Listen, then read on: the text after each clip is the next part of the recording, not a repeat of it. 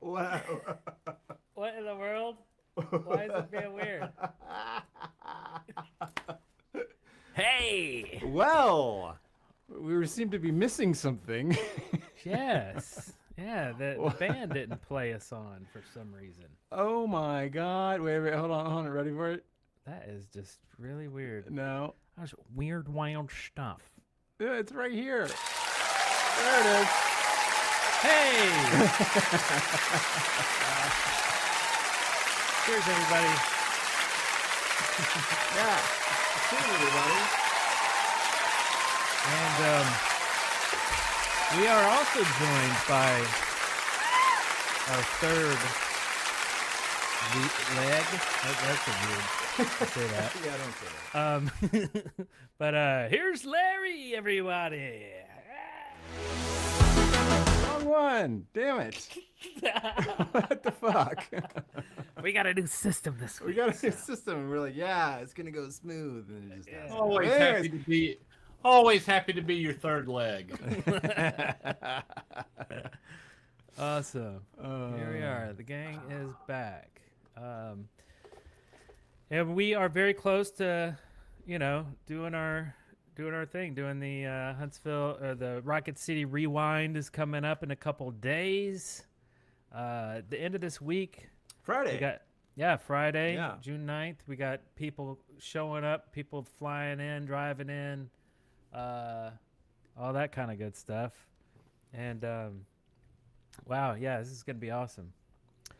And I think so far we have RSVP'd something like 20 people, E&D wise. E&D Really? Ed heads. There could be more that just don't, care about the, clicking the "I'm going" button on Facebook. But yeah, it's gonna be awesome. It's gonna be sweet. It's gonna be sweet. It's gonna be sweet, man. It's gonna be sweet. So, oh yeah, and so just recently, all three of us, we went to be on the X5 podcast. Speaking of, Yep. Yes. Hello?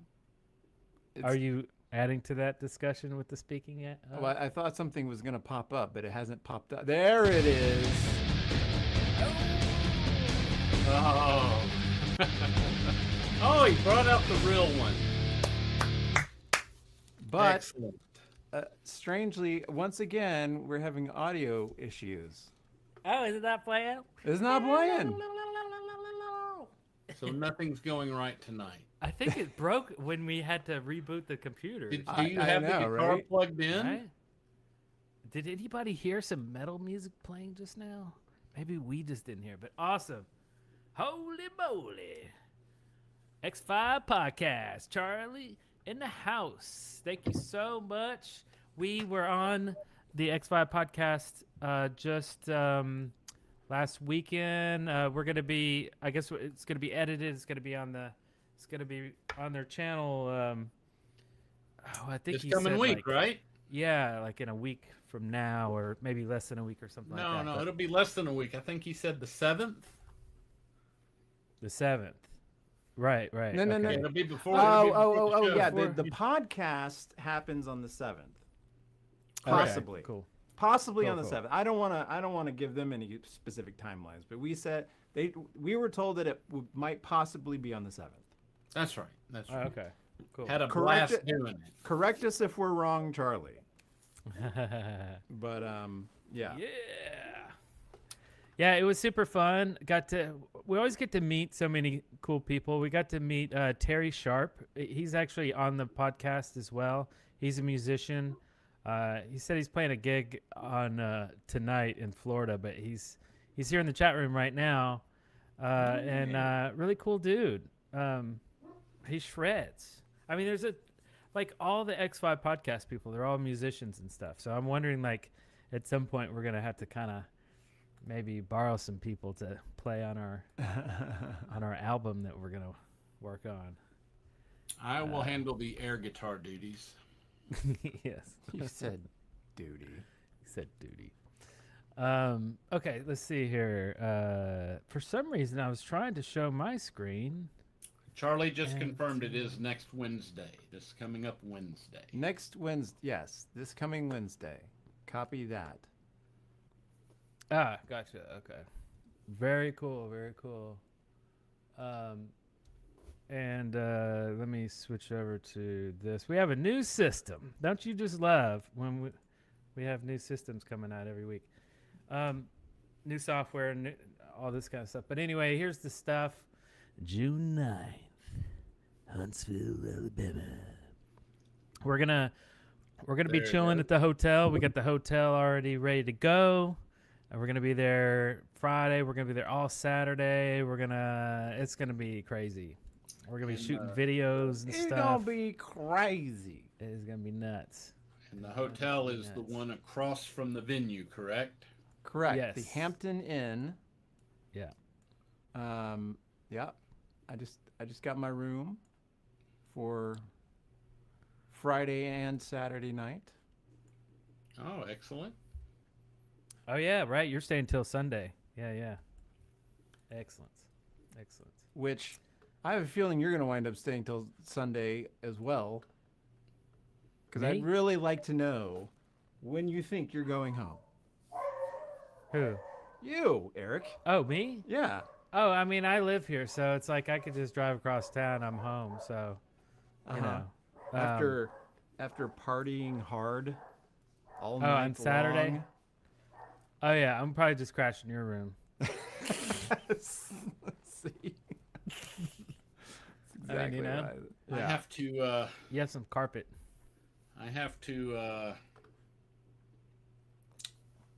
moderate myself. I have a rather large event that coming Monday. So Oh, okay. Larry's got a large event. A large event. I have, An, to, ev- an I event. have a trial. I have a trial I have to Okay, do. you mean work. Yes. you have work. Something that I need to be ready for. Yes. But we also have some cool surprises for the weekend. We don't want to spoil that, but Charlie, who is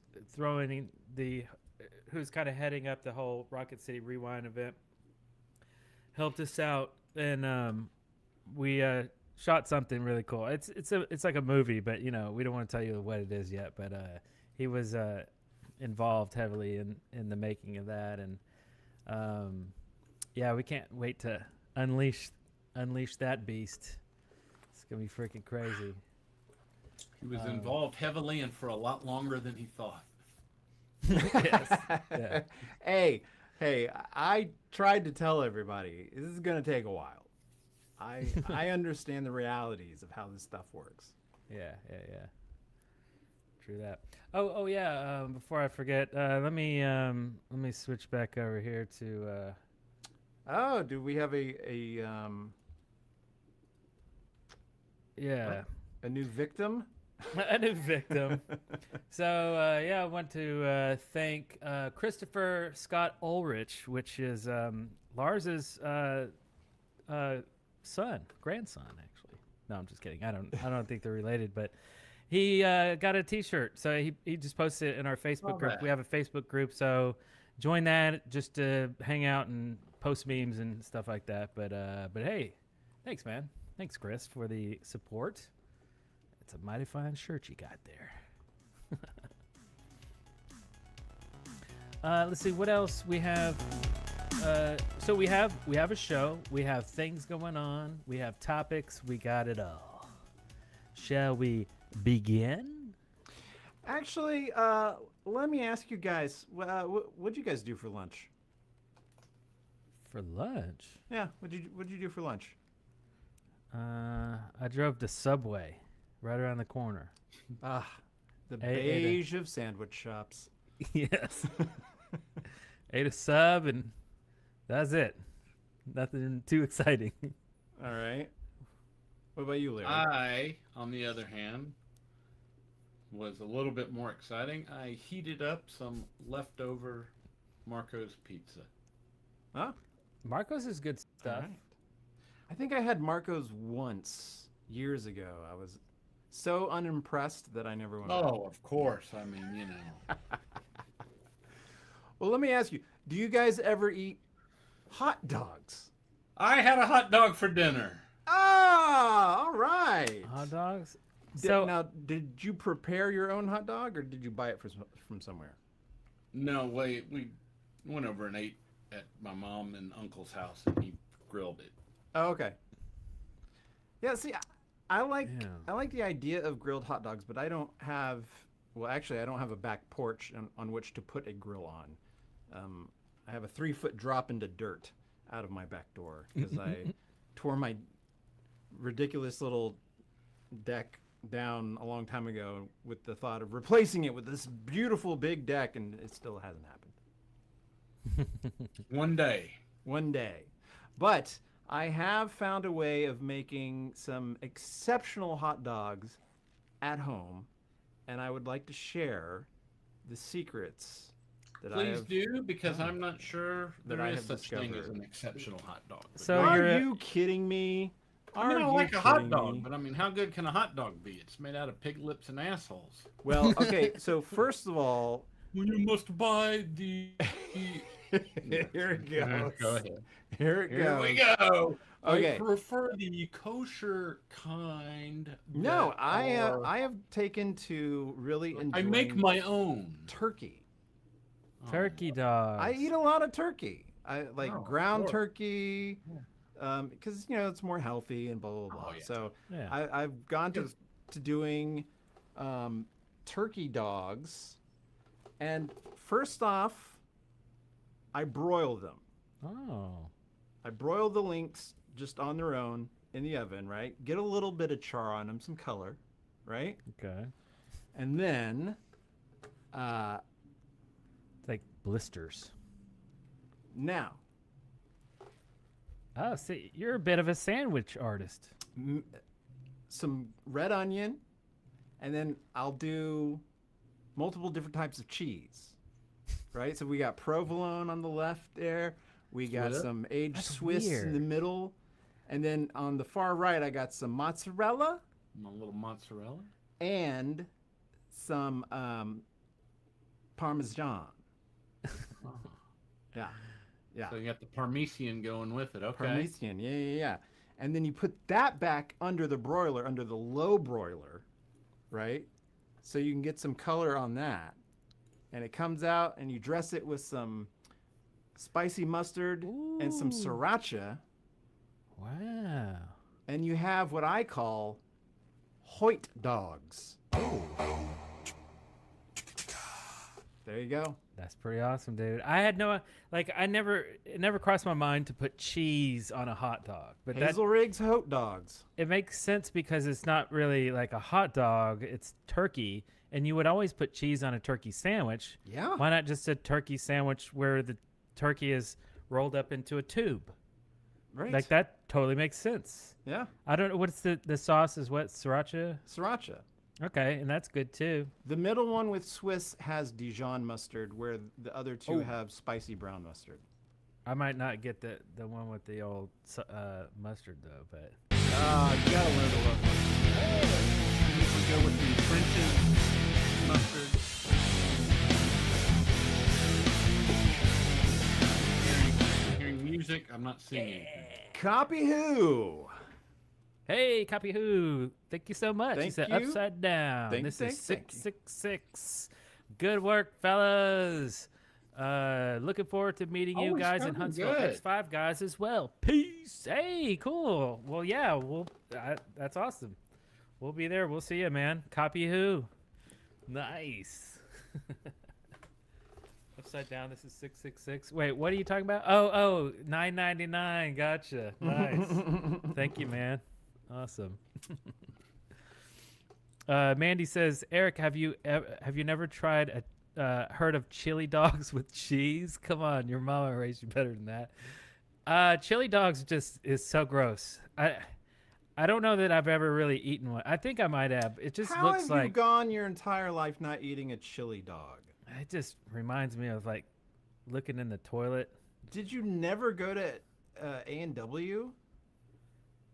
No, I'd only get. I mean, I think I probably went through the drive-through to get their root beer. Chili cheese pups at Crystal? But no. Oh no, definitely not. I would see people do that. I'm like, oof. I'm just Even not a I don't chili- think I could ever do those. I can eat Oh, chili by itself. I'm sure that they do not meet the Darrell standard. It's putting chili on existing food. Like chili by itself, like put it in an empty bowl. That's cool. But when you start putting it on other food, and the other food's like, it's like, psst, yeah, take that. It's like weird. Fries, chili fries, chili anything is just weird to me. I don't know. I just feel like it's like attacking the other food or something. Attacking. Yeah, but in the toilet though. It's like a toilet attack. Oh yeah. So, and I never like to look in the toilet. You do your business. You don't look back. What? Are you You kidding don't me? look back. You don't look back. After you take a very satisfying dump, you mean you don't like just gaze upon your works and I know it's there. That's good everybody enough. does. Come on. Jesus, Darrell, I feel really, really confident that you're one of those picks or it didn't happen kind of guy. Hey!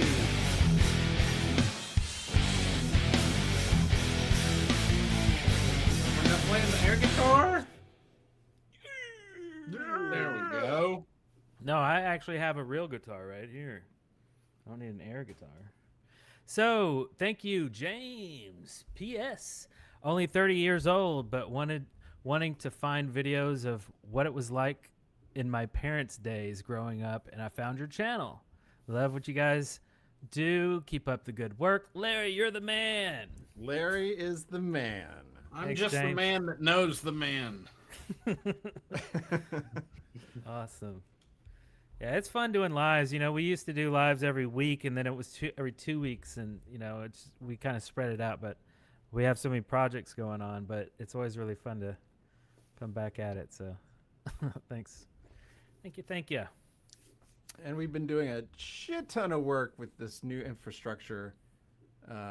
This new thing that didn't play the intro song. Yeah, that's true. I know, after all that, all day long. We tested it all day. We woke up early and tested this thing. Yeah, and then it still broke somehow. But whatever, it'll get better. We'll work out the kinks. Yeah, we're kink workers. Wait, that might be something different. So yeah, man, can't wait. June 9th, my birthday. So I always love to do like special things for my birthday. I don't like the thought of my birthday coming and going and just not having any memories attached to it. It's not like I'm full of myself. I don't want the extra attention. It's just that I want something special to happen so I remember it.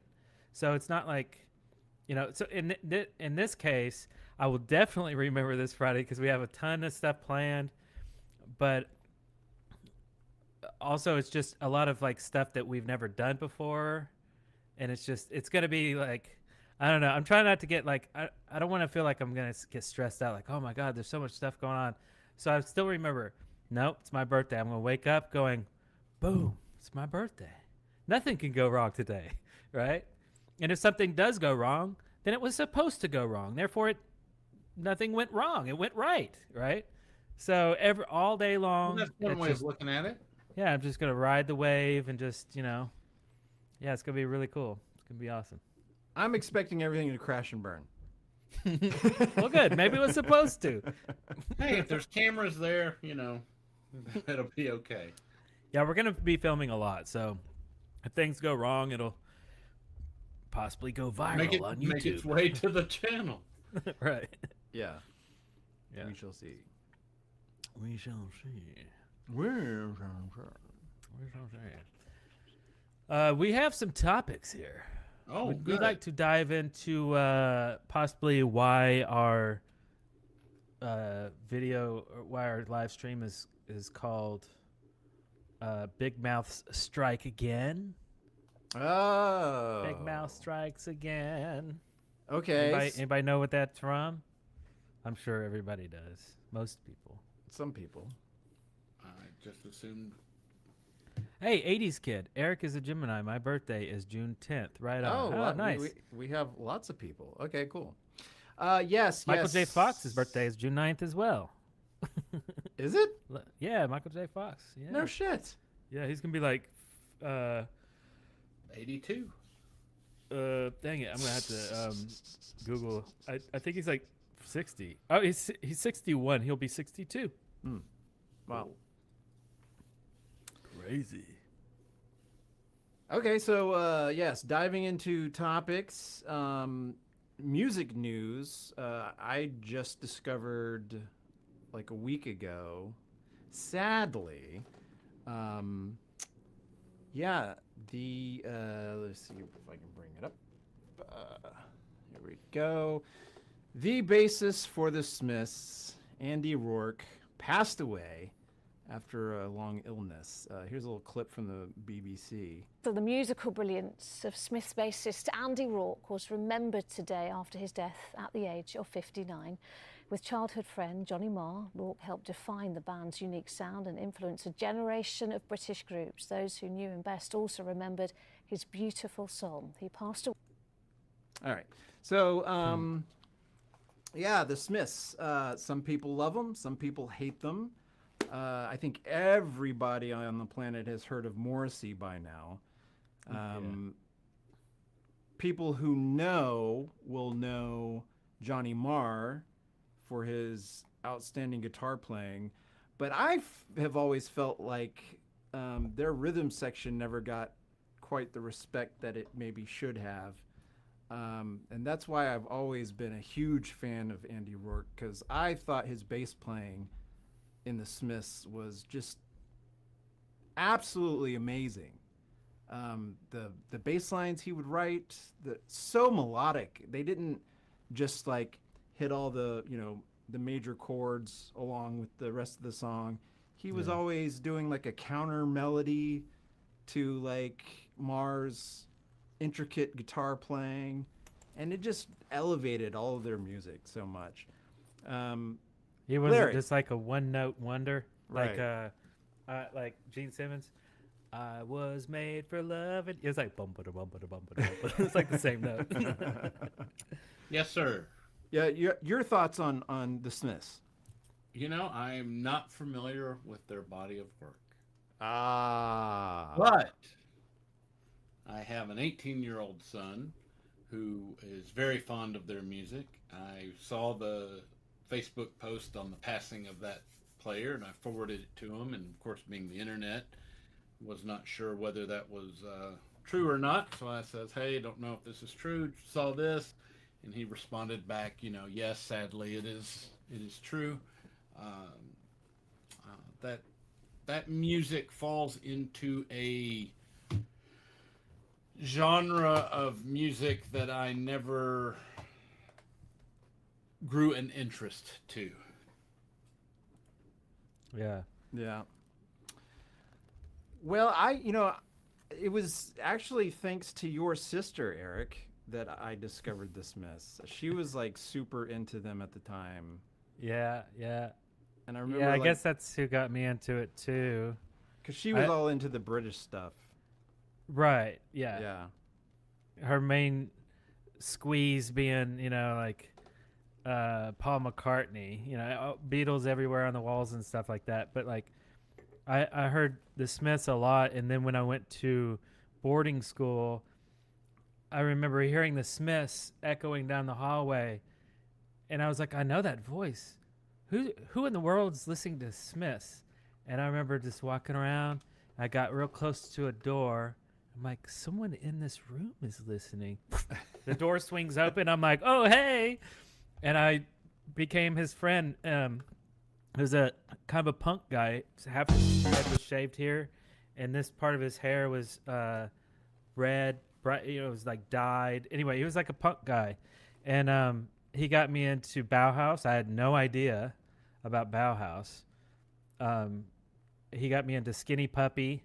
Bauhaus kind of went on to be, like Peter Murphy and stuff like that. But yeah, the Smiths kind of opened me up to all this other stuff. So, yeah, I love the Smiths. Queen is Dead, best album, I think. Yeah, I've always thought the same. Here's a here's an example of some of his playing. Sisters of Mercy is another one.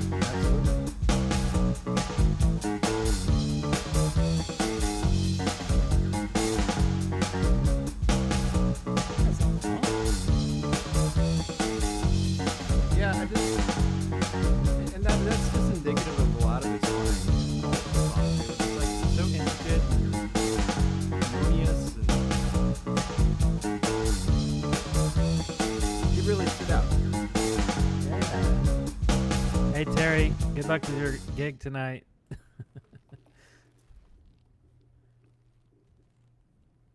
Nice. Yeah, he's funky. He's funky. He didn't have that the generic bass face either, you know. You're like where you played up high and you're like, I don't know who does that, but maybe like the ultimate bass guy.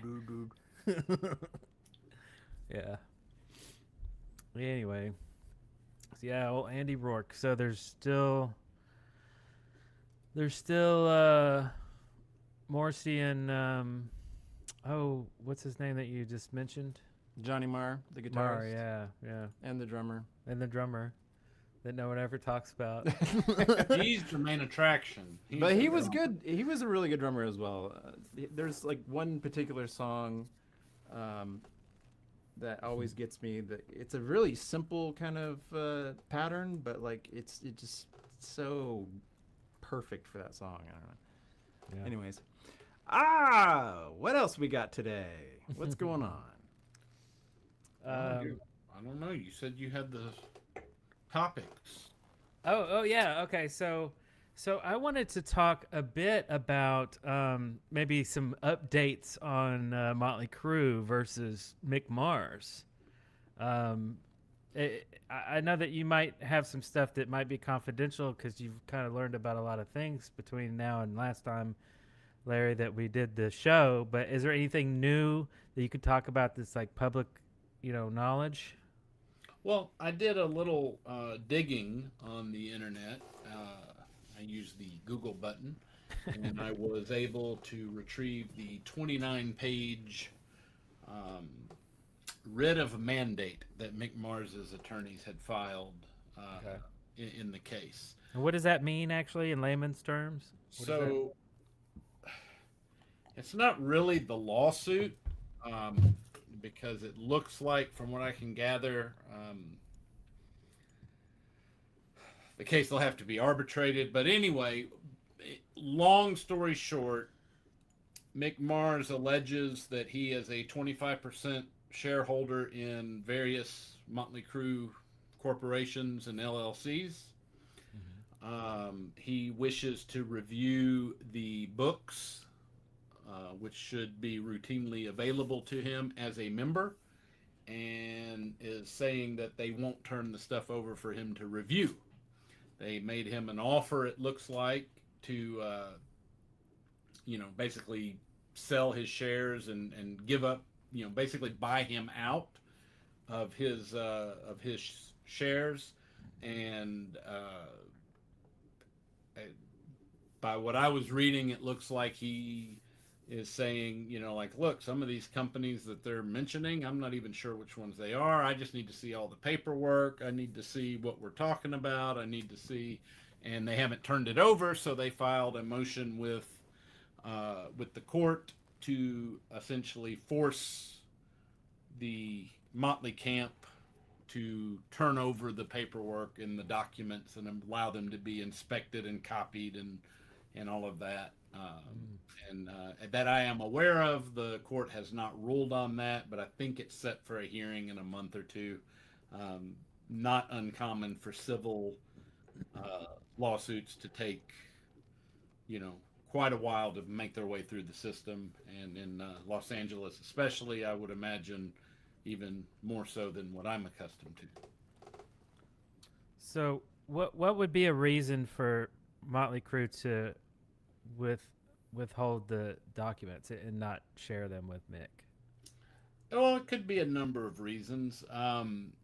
It very well could be that the books aren't kept very well, and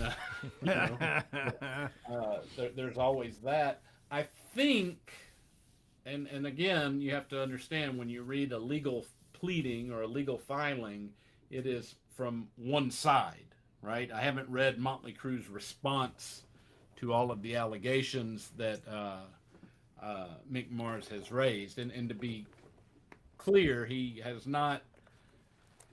It gets really complicated. Anyway, he sued. The action is against a bunch of different corporations and LLCs, all of which the other members of Motley Crue are shareholders. None of the individual members of Motley Crue are named as defendants in the filing I saw yet, but they are fictitious parties that'll be substituted later. Now we're getting way down the rabbit hole. But anyway, I think if you are, based on what Mick Mars's camp is alleging in the paperwork, is that essentially when Mick declined their offer to buy him out, they then held an expedited meeting in which they would not permit Mick Mars's, I think it was his attorney wasn't, his attorney wasn't allowed to be in there, or maybe the attorney was allowed to be in there and his agent won. Anyway, they held a brief meeting where essentially they kind of teamed up and hoisted him out of the I guess the majority rules, right? Well, we got 3 out of 4 votes, so he's not entitled to review all this stuff because because he's not really a shareholder anymore. So that's really kind of, I think, what kind of what is at issue at this point. So. Right. And the sides go back and forth. I mean, Mick Mars's position was, he's got the medical condition and he can no longer have the rigors of the tour, and the traveling is too much for him. And he, according to the filing, he said he talked with Motley's management before they agreed to do the big stadium tour with Def Leppard, and told them that would be all. And he was going to retire from touring after that, but that he would be available for recording should they need it. He'd be available to, do like any kind of residencies if they did a Vegas residency or something that didn't involve travel, and that he certainly wanted to remain a member of the band and not give up any of that. The filing says that he was assured that will be no problem, and then you fast forward to when they still have obligations to Live Nation to continue touring after those U.S. dates, and Motley's position, I think, is, well, if you can't do it, then that means you quit. And Mick's position is, I never said I quit. I said I wasn't going to tour. And so I think Mick's position is, from what I can gather, I would, and I don't know all the inner workings, but it makes sense to me that Mick's position would be, they've hired John Five. He's not a member of the band. He is essentially a hired gun. So he is an expense. I should still get my share of the profits minus the expenses, which would include his services. But yeah, it's that makes sense to me. But we will see. Probably 5 years from now, it'll finally come to a head. Oh God, really? Maybe not that long. The hand of justice is a slow.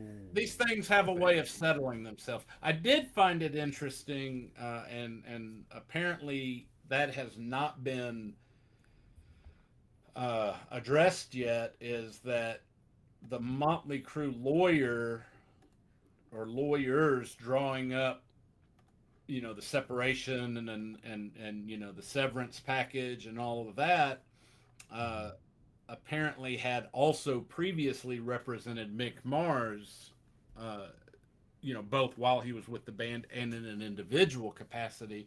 So I think that they are somewhat raising a conflict of interest, kind of claim against the attorneys also, like, hey, you can't represent both. Right. So according to the filing, that had been raised a couple of times in inner lawyer emails and exchanges and never addressed. So we'll see. Right. Okay. Well. Sad situation, for a guy that's been part of the band for since the beginning. I mean, he was there from the very beginning, and 41 years with the band, and you hate to see it come to this, but kind of like we had talked about amongst ourselves, and I've mentioned with other friends, if there was $300 at stake, none of this happens. But once millions of dollars are involved, then business is business, and you can see where stuff could kind of get off the rails pretty quick there. Yeah. So okay, yeah. So I guess it's kind of a wait and see, or hear from the other side, really. Yeah, I mean, I imagine at some point they'll file some sort of responsive pleading, and then there'll be a court date that'll get pushed off 6 or 7 times for various reasons, and then after nobody cares, then it'll settle or get set for a trial. Okay. Well, interesting. Well, cool. Yeah, so we've been following this since it happened, and I thought, for the show, just to kind of spice it up a little bit, if anybody's, eyes are glazing over, they're like, oh my God, just legal stuff. I thought I'd throw something into the ring here. So I took the RIT, the PDF file, now fed it into an AI large language model, and I had it summarize the entire document into a poem in the tone of Dr. Seuss. So would you like to hear it? I think everybody would have rather have heard that than my explanation. Yeah, let's go. All right, well, let's see here. Okay, how do we get this going? You want to do this, Darrell? Okay. Is everything going to work? So it's New the mixed system, poem. everybody. All right, everybody ready? Here we go. In the land of rock and roll, where the crew did reign, a tale of woe and sorrow, a story filled with pain. Marr, the guitarist with a condition so severe, announced he'd stop the touring with a message loud and clear. But oh, the band responded, not with kindness, but with spite. They tried to oust poor Marr, it just didn't seem right. Your shares will take, your role will end, they allegedly did say. A shocking twist in this rock tale, a very dark display. No access to the documents, they reportedly decreed. A move that raised suspicion, a potential wrongful deed. Transparency was lacking, a red flag waving high. Mars just wanted answers to the simple question, why? They said he wished to leave, his roles he did not want, but Mars cried out, that's not true, it's a deceptive front.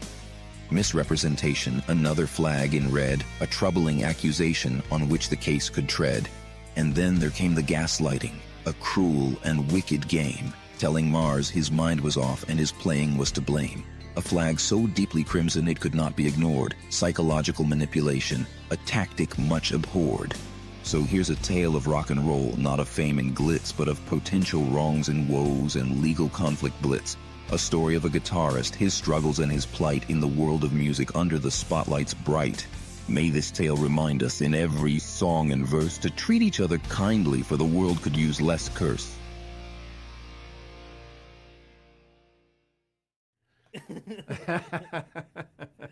Awesome. Yeah.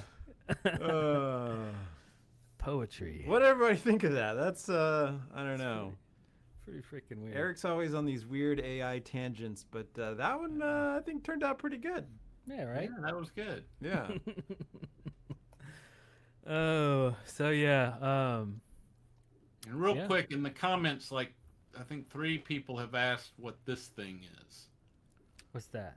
in the background. Oh, we were just talking about that before the show. Yeah, before we came on. That is, real quick,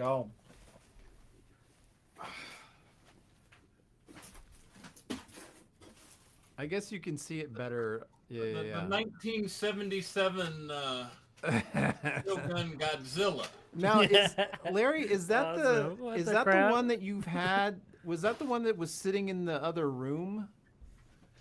on the way. No, to your... I just acquired that one in a collection.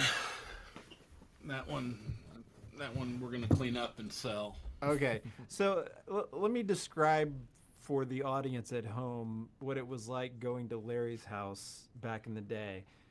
Very much like this. So you'd enter through the kitchen, and then you kind of do this quick little dog leg into the hallway.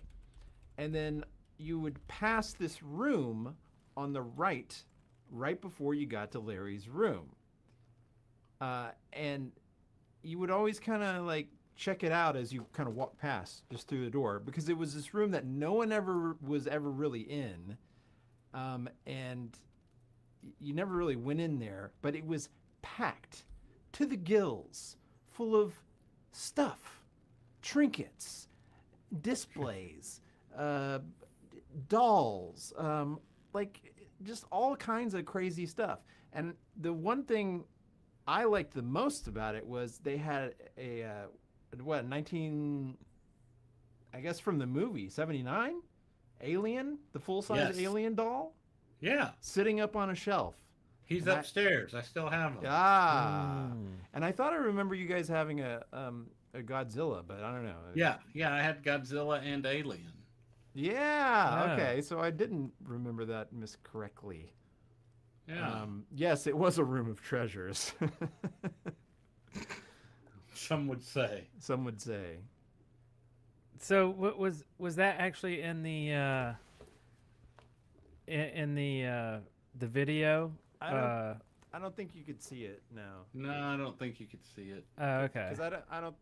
Did we? I think the so that Godzilla had a launching fist.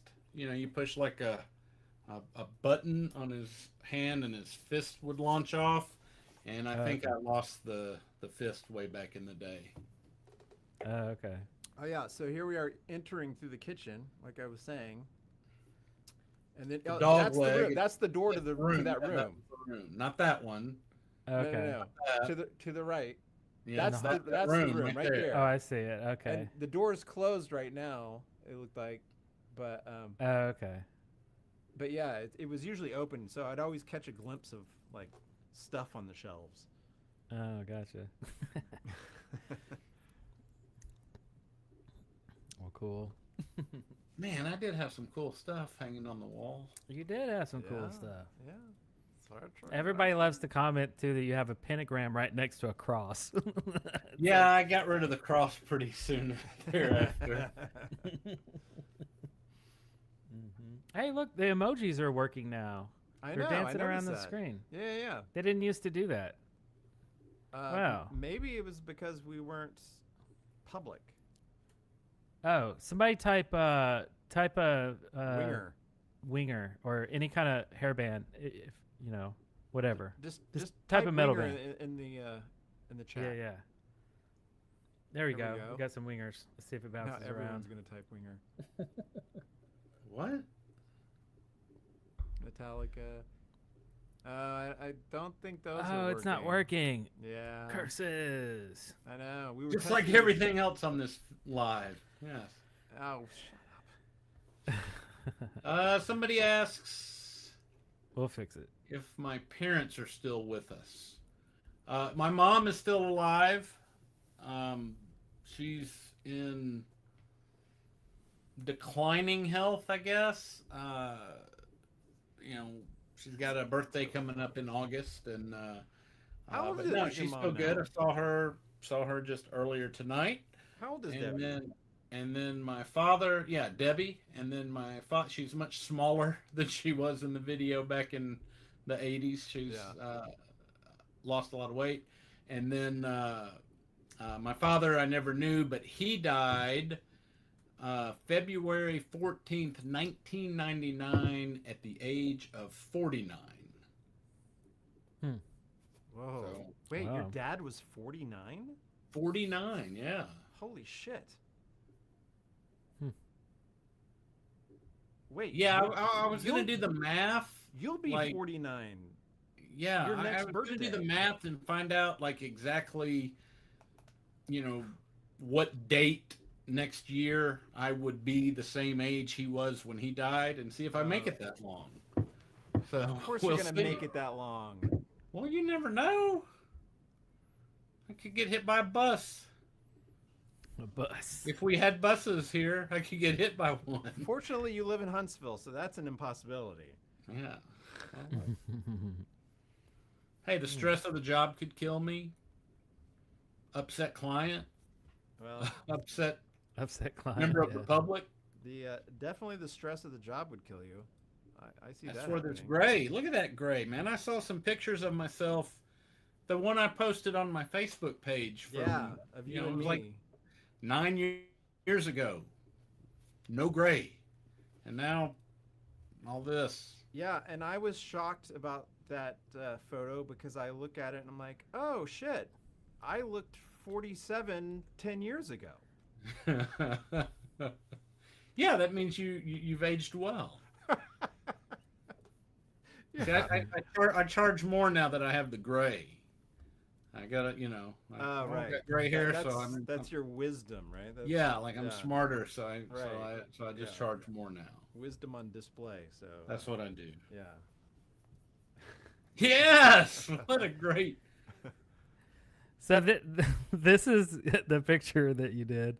Hold on. Yeah, let me, but it's not real. I mean, that is. But, right. No, I'm starting out with this one. So I just like messing around in Photoshop. So you posted this earlier, and I was like, oh yeah, I remember that. I wonder what the rest of his body would look like if it For was. the record, know. Larry actually never really walked around looking like that. No. That was Let me try specifically- messing around with my hair one day. Yeah. Well, that was a Friday, and we were and it was a macabre. I'm wearing the macabre shirt. Yeah. And that was before a performance. So I did go out like that. But you're Nice. right. It took a long time. That was a lot of work I and mean, there hairspray. looks like there's some like crimping going on. Yeah, there. that is one of the Crimping. crimpers. And, Teasing. yeah. Well, shall we zoom out? Well, yeah, let's do Oh, that. right, yeah, we're gonna. 'Cause I saw something. Let's see. gonna- So I put a guitar in your hand too because I was like, why not? That'd be cool. A bass, okay. Yeah. Oh, yeah. That's, So- that's I not- mean, it's pretty not too legit. bad. That could have been real. All right. He wasn't quite that tall looking. All right. Or that thin. Right. And So, my you bass know. was blue. Yeah. You had some black ones. The snake skin, right? It's not No, bad. no, the bass. The bass was my bass was Oh, blue. your Oh, bass the bass was was blue. blue, Yeah, yeah, yeah, yeah. yeah. That's true. Yeah. But I remember that night specifically because that was the night when I did my hair up like that. That was the night I met my first wife. What? Oh. Yeah, that was Really? that was 1989, and I met Risa. The first time I ever met Risa was the night I went with my hair like that. Oh wow. Okay. Don't know why I remember that. Well, I guess it worked. I guess so. Or was How it could it not? Or was it a curse? I think it was a curse. Curse. Or those Michelle Pfeiffer's legs. Nice. Say hello to my little friend. Say hello to my little legs.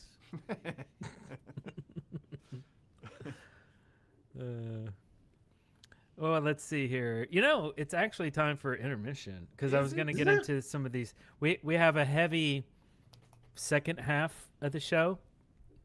We're kind of saving the best for the second half. Saving the best for last. And that's not just like a clickbait thing. It really is true. We have a crazy second half of the show, and we have a question that. So we have a Discord. We have a question that someone asked us in Discord, and I was like, you know what? That's such a good question.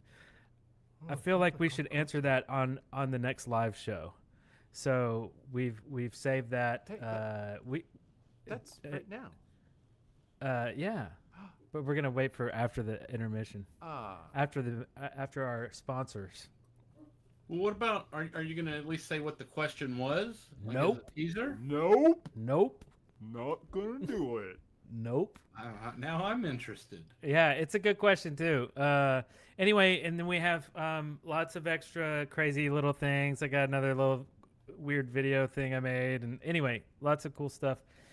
And yeah, man, we're just getting started. So hang tight, get your drink ready, go to the bathroom, whatever. Maybe buy a thing or two from our sponsors. These are sponsors from 35 years ago, so hopefully they'll. They long-standing partnerships. Some of the companies aren't even in business anymore. Anyway, and I made some brand new bumpers. Pan Am commercial in there? What the hell? Maybe. Wait, is Pan Am not around anymore? No, God no. Oh, I guess I didn't realize. I'm pretty sure they went out of business when a bomb exploded in one of their planes over Lockerbie, Scotland. Oh, is that what shut them down? Well, probably not like instantly. That pretty much killed the company. Well, that following Monday, they're like, nope, we're out. Yep. Shut her down. Shut her down. Stocks were down right afterwards. All right, so we're going to have an intermission and then come back in. How long? How long do I have? I think this intermission is 17. 14 minutes and 17 seconds. Indeed. All righty. To be exact. See you guys soon. All righty. So, is there a button? We made one, remember? Oh, yeah, I'll there's let a you button. push Okay. it. Probably not All going right. to work. So, stay tuned. We'll be right back after these messages. It's a 2-button push. I knew that was coming. You're just waiting for it. Ding. Wink, wink.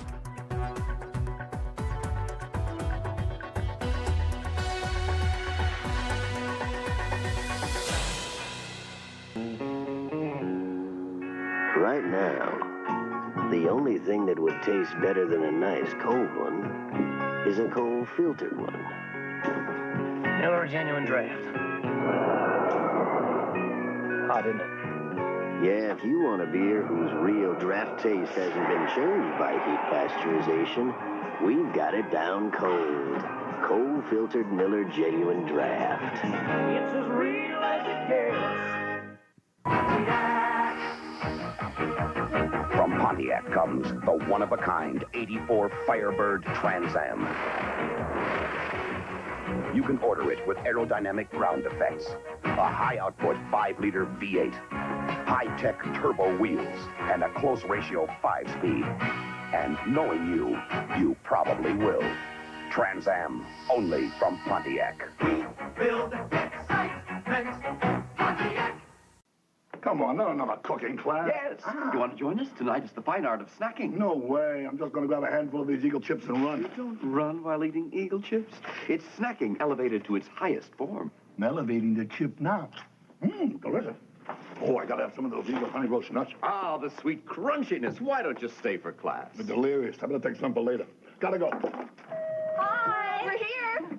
Hi. When does class begin? Eagle snacks. Everyone loves them.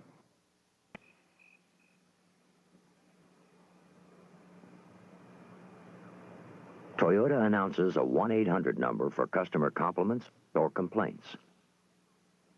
Do we have any complaints about our Toyota? Nope. But call them anyway. It's toll-free. It's important to you. It's important to us. Toll-free customer service. Just one aspect of the Toyota touch.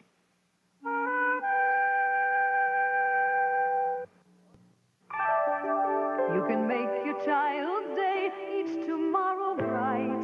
You can make their life seem right.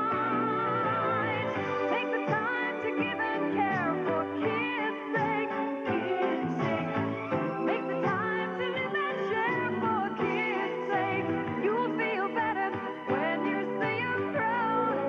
Take the time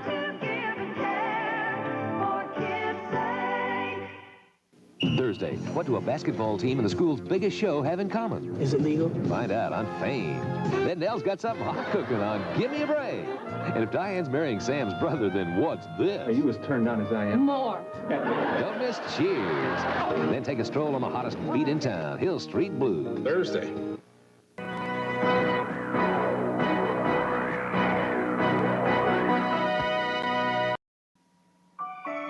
When you've got breakfast on your mind, just think about this. It's a beautiful morning.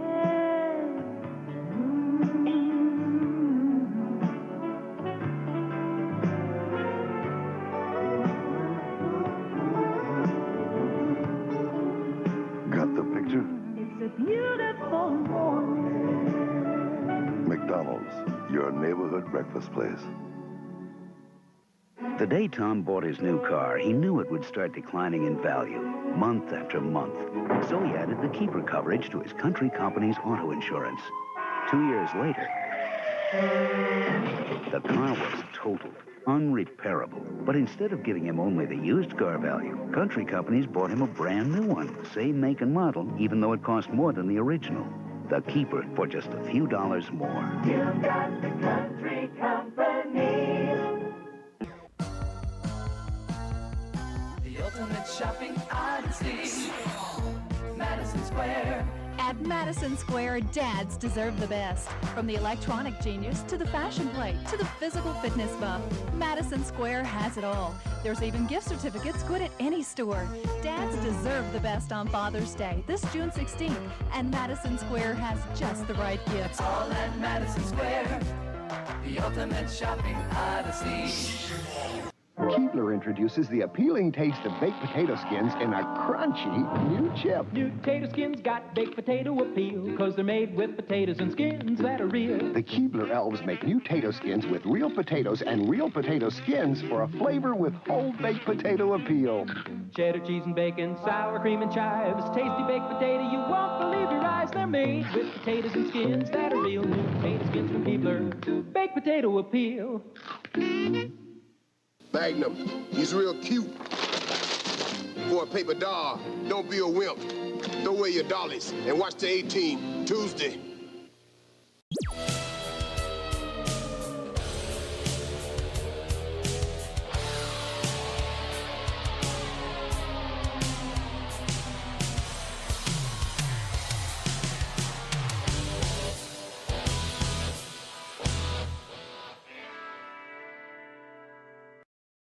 What's in that box? None of your business.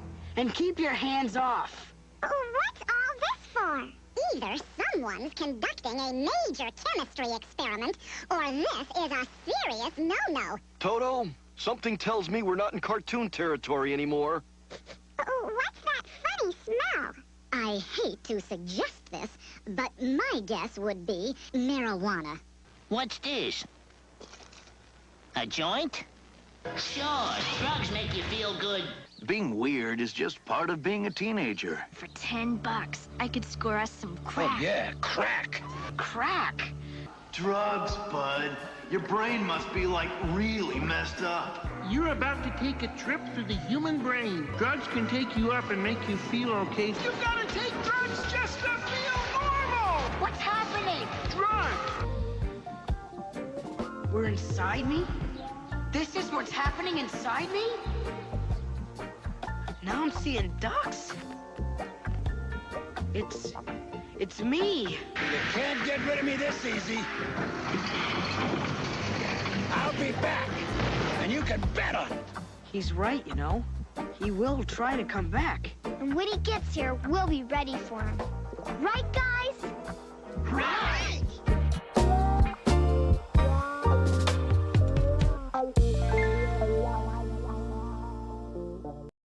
You know, Whoppers are my most favorite sustenance. I love how Burger King flame broils them to give them such a juicy tastefulness. How do they do it in your country? You do not want to know. It is too unspeakable. Ah, come on. Come on. How they do it is they fry them. That's how some places here do it. No. You are joking me. No. We do it like you do it when we do it like we do it at Burger King. is the imported Pontiac Le Mans. Check it out.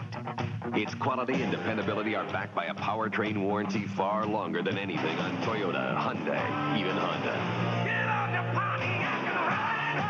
And now, qualified first-time new car buyers can get $600 cash back, meaning Le Mans can be yours for just $57.99. This year, thousands of people who thought they bought a house paint that would last, and last, and last, will discover what they really got for their money. The wrong paint. Make sure you get the right paint. Durable Glidden Spread House Paint, a paint that really lasts. On sale now for a low price that won't. Glidden, your paint should be this good. Why I Like Showbiz Pizza by Jennifer Marie Adams. Showbiz is where kids of all ages can have fun with rides, games, shows, and pizza. If you're a kid, I highly recommend you go. You could even bring your little brother. You got it right, it's time for fun. And Showbiz Pizza gives her #1. You can dance, you can play, you can do it your way. Showbiz Pizza, where a kid can be a kid. Hi, I'm David Hasselhoff, and I'll be right back with One to Grow On. Sally, what are you waiting for? Look, it says don't walk. Yeah, but it doesn't say don't buggy. Like, I think we should wait. Come on, Sally, these things are just for little kids. I'm like, I don't know, isn't it dangerous and against the law, Margie? Sally, you are like so stray. I can't believe you. Like, it's your sense of adventure. It's just a street corner. Like, you go, I'll wait. Fine. We all know you shouldn't cross the street against the light, but sometimes you listen to your own sense of adventure. But you're never too old to be careful. I think it's worth an extra minute to look out for your own safety. After all, it would only take a split second to make you real sorry you did it. Like, maybe like I should wait for the signal to change. And that's One to Grow On. Saturday on the Facts of Life, it's a new look. Where? They turned you into Joe. On 227. Excuse me. Marla Gibbs and Sherman Hemsley reunited. If I pick up something sharp, grab my arm. Then a special 1-hour Golden Girls. I'm moving out tomorrow. Sophia's packing her bags. Stop. JJ's got a new partner. It's Ben Vereen as 10-speed. It's Saturday.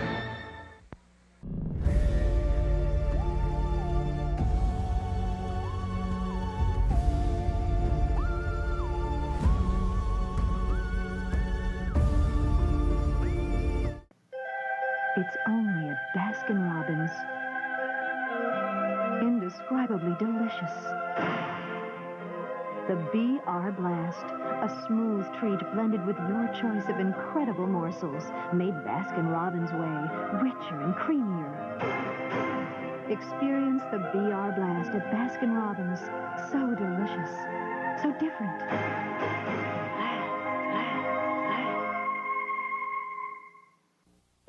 Mountain streams, American dreams, a luxury cruise on the sea. Special friends, long weekends, your dog and MTV. Pop it open, pop it open. MTV. Pop open and MTV. This tastes awful! MTV. We're not known for our good taste. Let's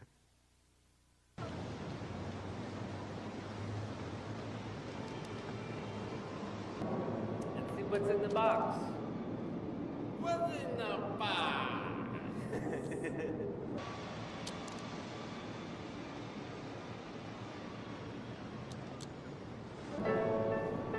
Okay, I'm gonna start to open it now.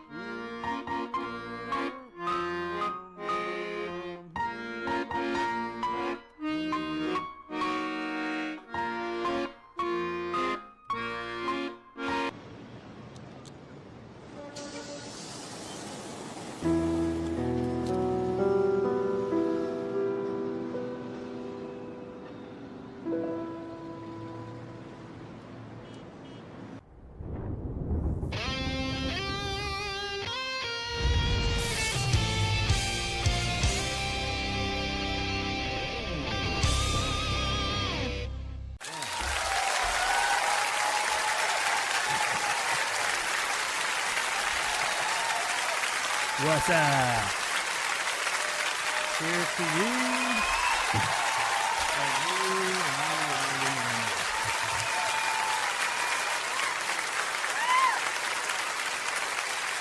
Alrighty. You got it. There it is. That's it. The original full-size alien from Kenner. From Kenner. 1979. Short-lived on the market because, they marketed kind of strange that they were big marketing giant horror figure from an R-rated movie for kids, and strangely enough, they were scared of it, so they pulled them from the shelves. Yeah. I wonder what genius thought of that. Well, hey, it really worked for Star Wars. Yeah, but Star Wars was made for children. It was a children's movie? Pretty much. Yeah, I don't know what Alien, not so much. Yeah, Excellent Alien film, though. My favorite. Alien was good, but my not favorite of the whole franchise. True. Well then. So did everyone enjoy the intermission? Have a nice little break because we're about to go hard. Let's see what we have here in our. Oh, okay. So let's see here. There's got to be a better way of saying that. I know.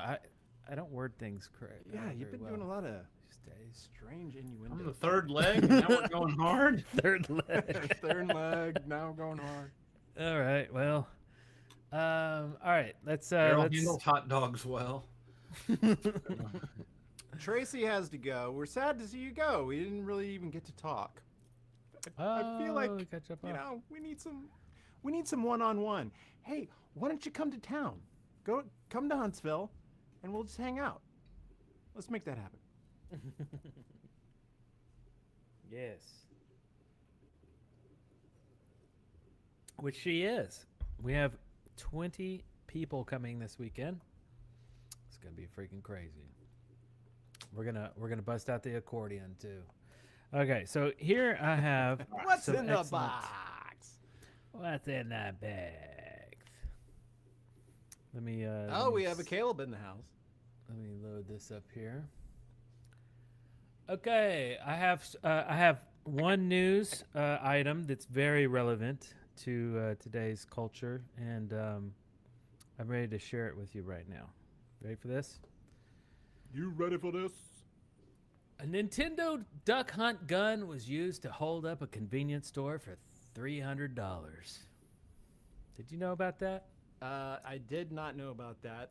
Well, it didn't. Apparently, the shop owner didn't know about that either. South Carolina. Yep. So it just goes on to say, yes, he did do that. There's a picture of the gun here at the bottom. It was spray painted black. It's a freaking duck hunt gun.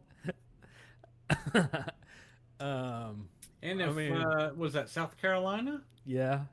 If their laws are anything similar to Alabama's laws, which I assume they probably would be on that, that was a robbery with a dangerous weapon.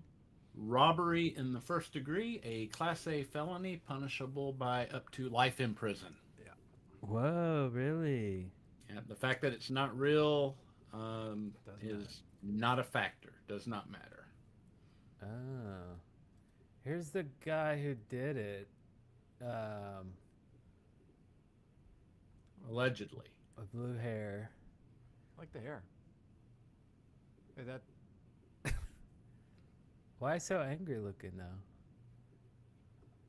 I get duck hunt doesn't make him happy. Because you called her a guy? Yeah. Oh wait, is it a guy? Woman?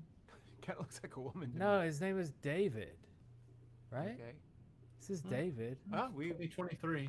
We live in now. It says a South Carolina man was arrested. 25 years old. I mean, yeah. A guy can have blue hair. It's not the hair. And a feminine face. Okay. Yeah. Well, he's got a little chin scruff. See the little chin scruff? No. Is that, Zoom in. Enhance. Oh my God, this is getting weird. Hold on a second. I really zoomed in on those letters. Anyway, what was his bond? I'm curious what they would set his bond at. That'd be a $60,000 bond here. Oh really? He could make a killing doing drag. I'm telling you, man. Just like something to like cut his cheeks there, you know, his bones. Man. Right. Let's see. He was deputies located in Del Sarando something in Dollar General, parking lot of Dollar General down the street. Deputies found the duck hunt pistol in his pants. Ooh, what were they doing in his pants? He was arrested and booked into the York County Detention Center. I mean, that's what you get for going around in a dude's pants. You don't know what you're gonna find in there. And he said, "Officer, that ain't no pistol. Oh. That's my love gun." Love gun. Nice, Larry. Nice. Anyway, and that was the news. All right, so that's interesting news. Yep. We only had one article. Only one article mattered. Funny enough, it actually didn't really matter that much. So, off to the next thing. All right. I told you this show was going to be jam-packed with action and excitement. And excitement and mystery. Let's dive right into. Ah, damn it! I missed it. Ah. Oh, what'd you miss? It just occurred to me that when they were booking him, the dog appeared and went. Oh yeah, the little dog. Oh yeah. Speaking of dogs. Oh, nice segue. Nice segue. I know where you're going with this. This is a segment that I've been looking forward to sharing with everyone for a couple weeks now, and this is so. You know how I am with AI. I love AI. I like AI for text. I love AI for artwork, all that kind of stuff. Eric loves AI so much he wants to marry it. Well, this week I have Eric a new and segment. AI sitting in a tree. KISSING. This week I got something called what did I call it? Rock Dog.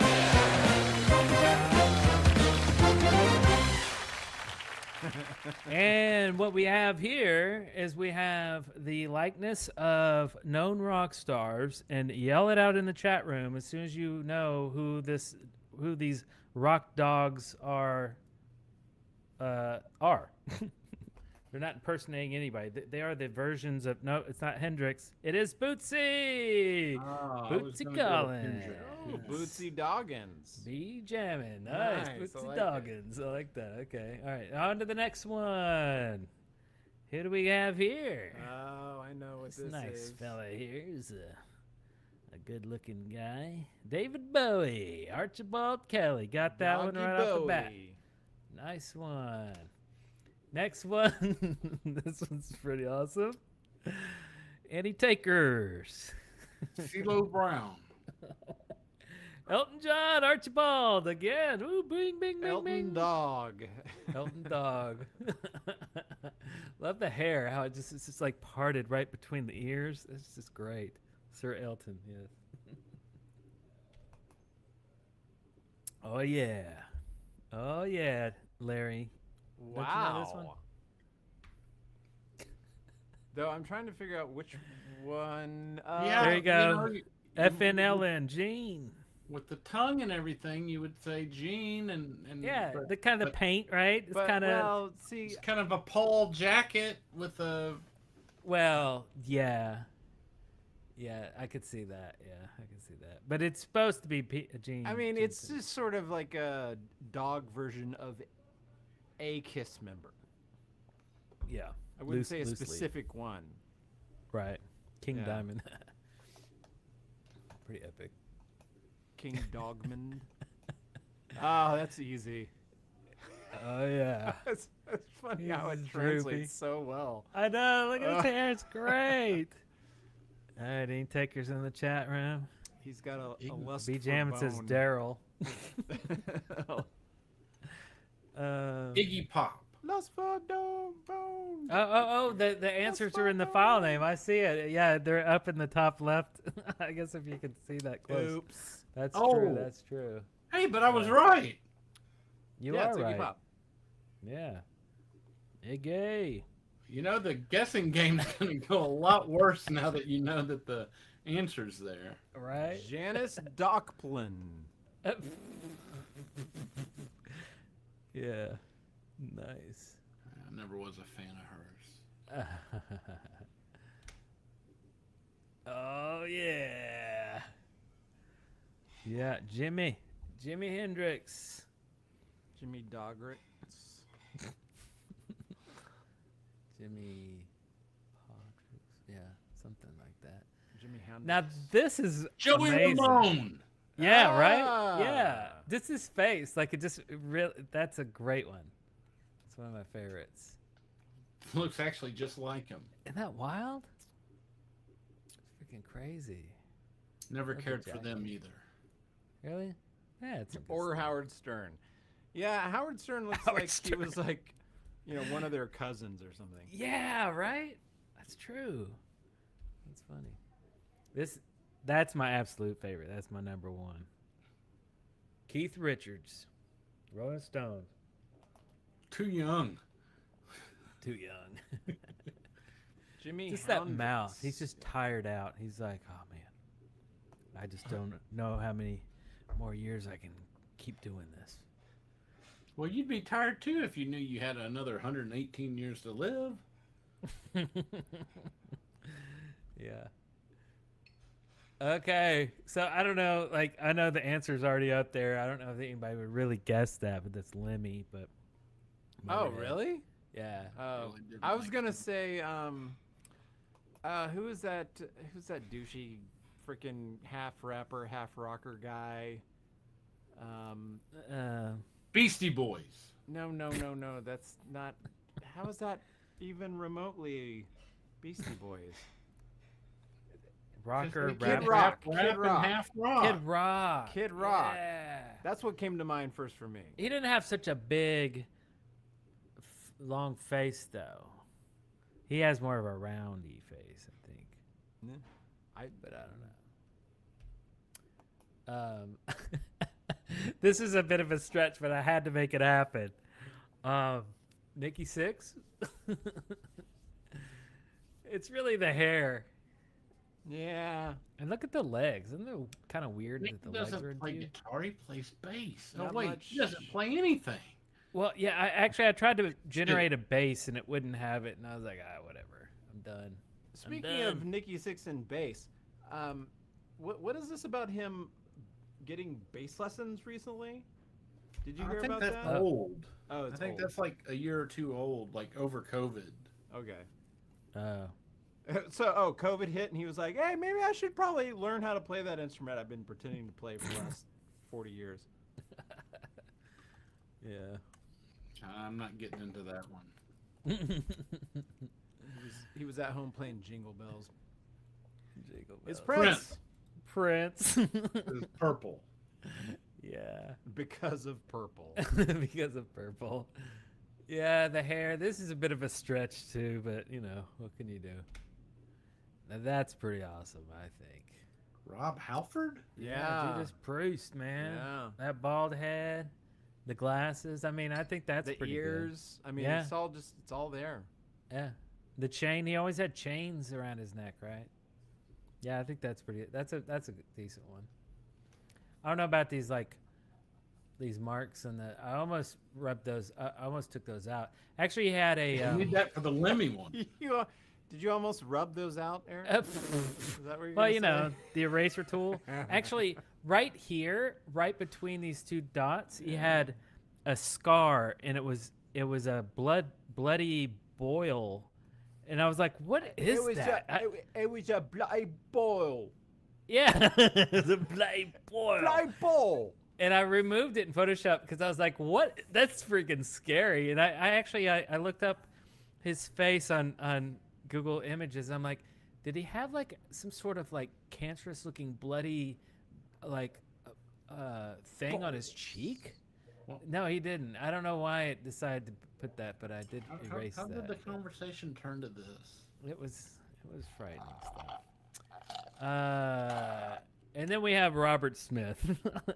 Just the eyes and the hair. He just doesn't care. He just doesn't care. He's just hello.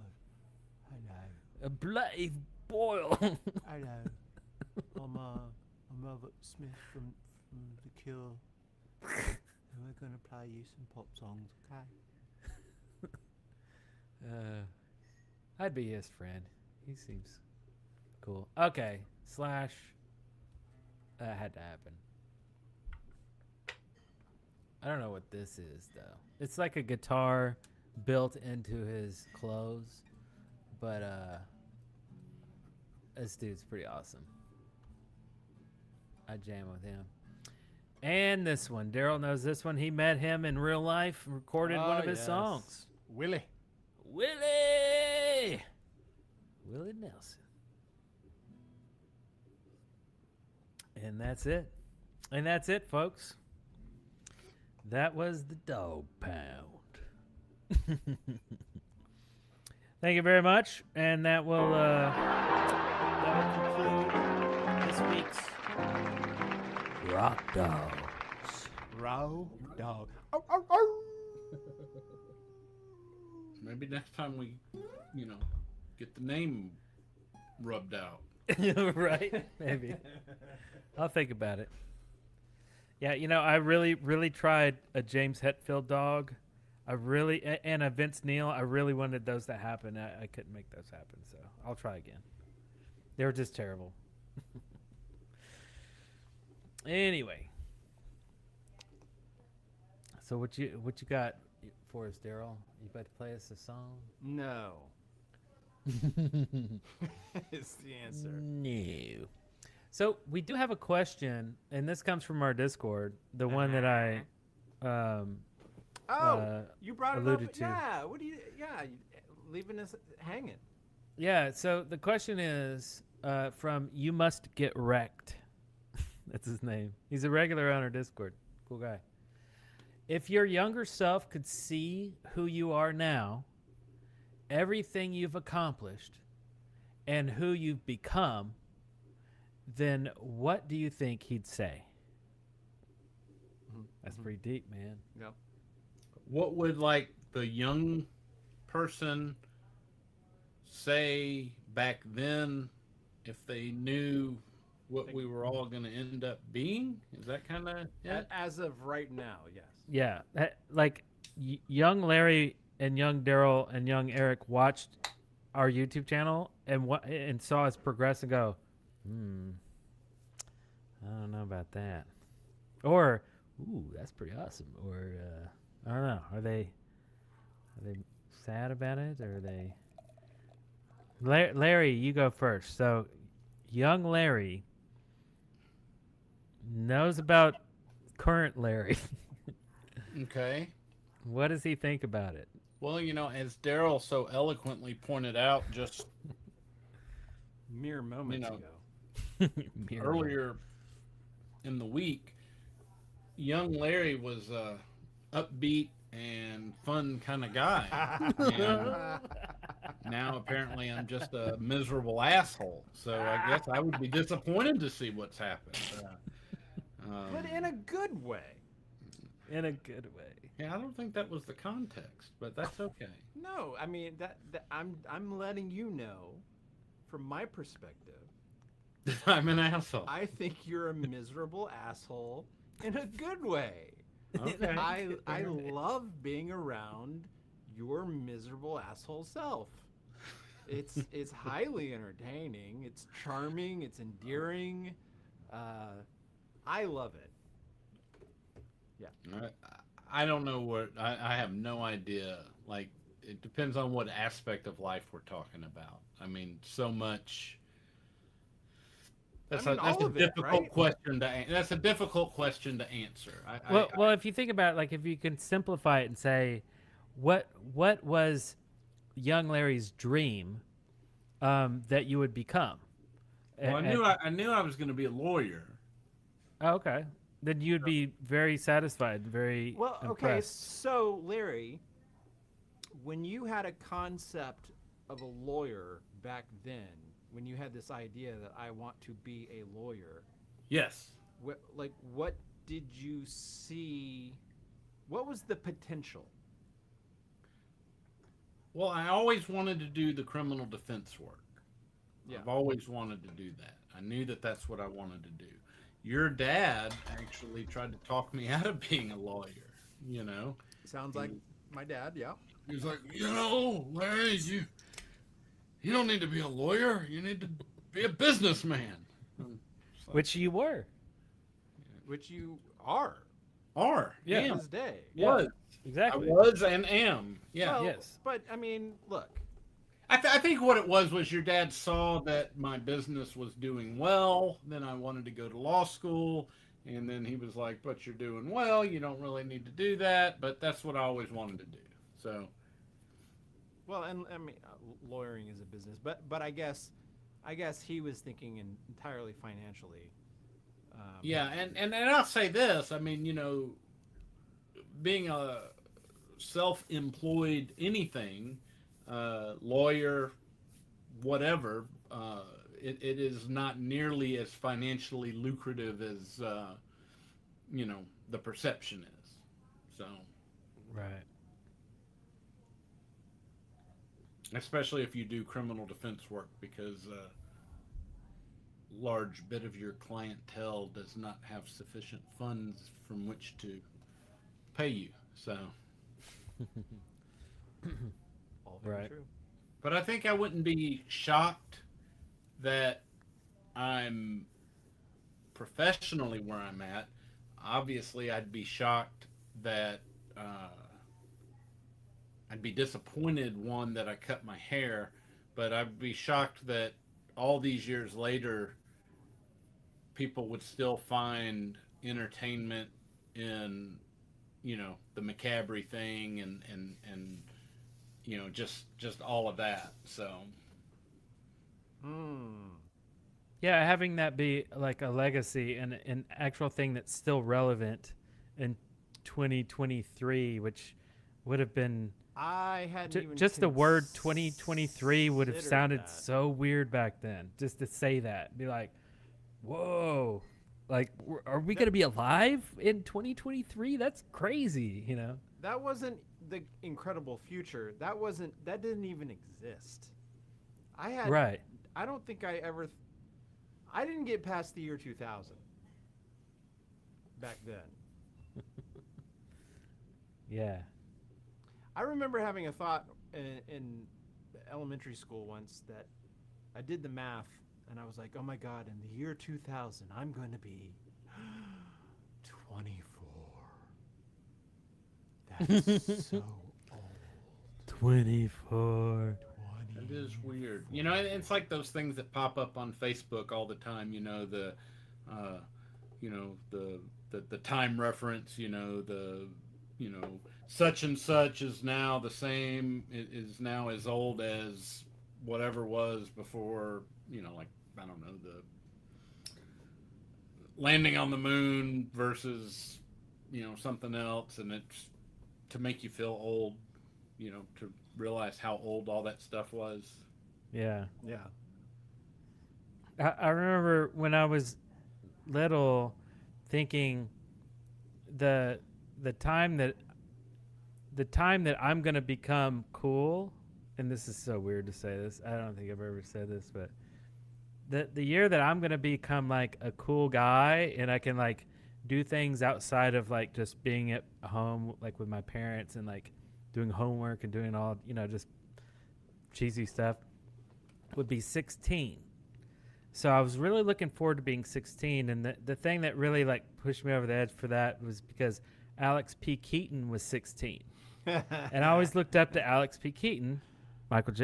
Shout out to Michael J. Fox, same birthday as mine. But and I was like, wow, he's like so old and like he's so mature, yet he's not an adult, but he's kind of in the middle. And I guess I was probably Oh man, I was probably like 10 or 11 at the time or something like that. You know, and then Michael J. Fox playing a 16-year-old, he was much older than 16. You know, everybody knows that, right? He had a young face. And then when I reached 16, I kind of felt like, yeah, this is time to like get my life together and start being like responsible for stuff. So it kind of helped me in a way. You know, it wasn't like a dead end. It was kind of like, you know, something to achieve the age of 16 and then to become, you know, a non-slacker, you know, kind of entity, I guess. So anyway, so Darrell, what do you think your young self would say about your achievements and where you are now? I think I would be utterly disappointed in myself. Like completely and totally disappointed in myself.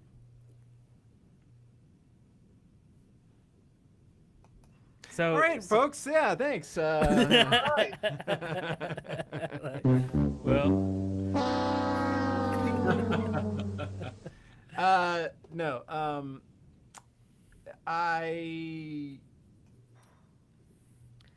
So that's basically my answer. I'm sharing your answer, by the way. I'm not far off.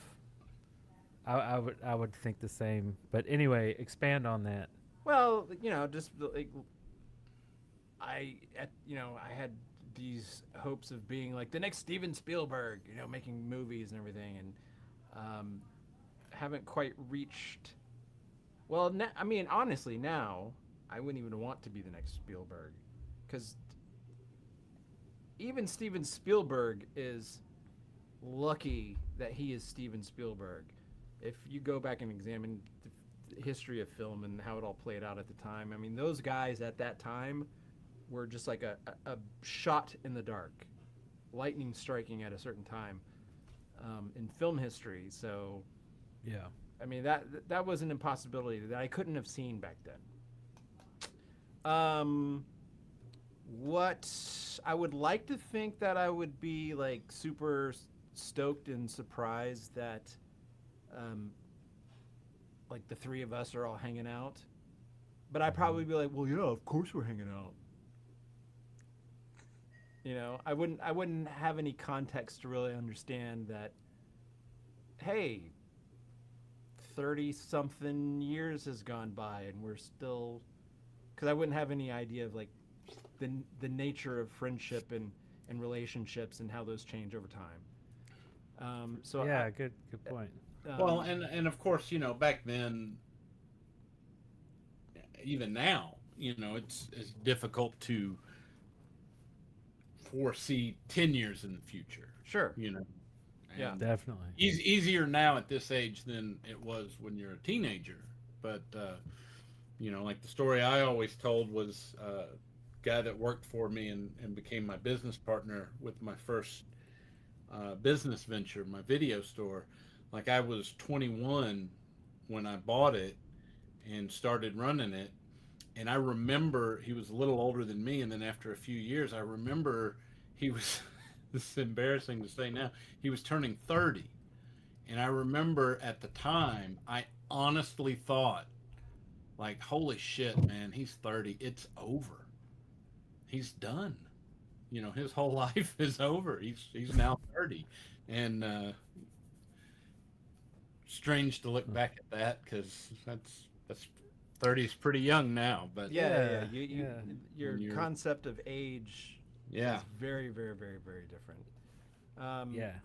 I might be interested in the technology that we have to play with. Yes. Because we were always into like technology back then. And so to know, oh, hey, you can be on your computer and just like directly talk to your friends. Yeah. And then broadcast it to the world and have like, you know, a bunch of people watch you do it. That would probably blow my mind. The technology would probably blow my mind. Right, yeah. And I would probably be the most excited about that. I probably wouldn't be super thrilled with my station in life, but I mean, that would just be young, naive way of looking at it. So yeah, I don't know. I think in reality, good and bad, right? yeah, It's a fair shake. right. Yeah, definitely the technology too, because I loved robots and text to speech even on the Amiga back in the day. I loved to like type in sentences and have the Amiga like. Yeah, you'd like to call your friend and type stuff into the phone, pretend that it was a robot. Pretend and pretend like it's a robot. It was like it was so much fun. It was like war games, shall we play a game? Exactly. And hey, that's a sound effect that we don't have. Oh yeah, we used to have that. We used to have that. But it was so cool. And in fact, my dad was, he's an inventor, and he was a futurist in the sense that he would always tell me what is going to be invented before it was invented. He was always like, these are the things that will happen in the future, and let's talk about them now. And it was so normal to do that. Now it's so strange because I don't have anybody around me to do that with, really. But back then it was always just a normal thing. It's like I remember him like in the early 80s, like a computer back then. Computers back in the early days in the 1970s were terminals, meaning that you're running remote software. You're running software on someone else's computer that you're connected to. We've kind of gone back to that, haven't we? Right. And he said, when we started, downloading things and when Microsoft Windows came out and stuff like that, it was like we started to kind of regress. And he kept telling me, oh, it's going to be different because all of the computers in the entire world are going to be connected together. And our computers in our rooms are going to become terminals. I was like, oh, that's so weird.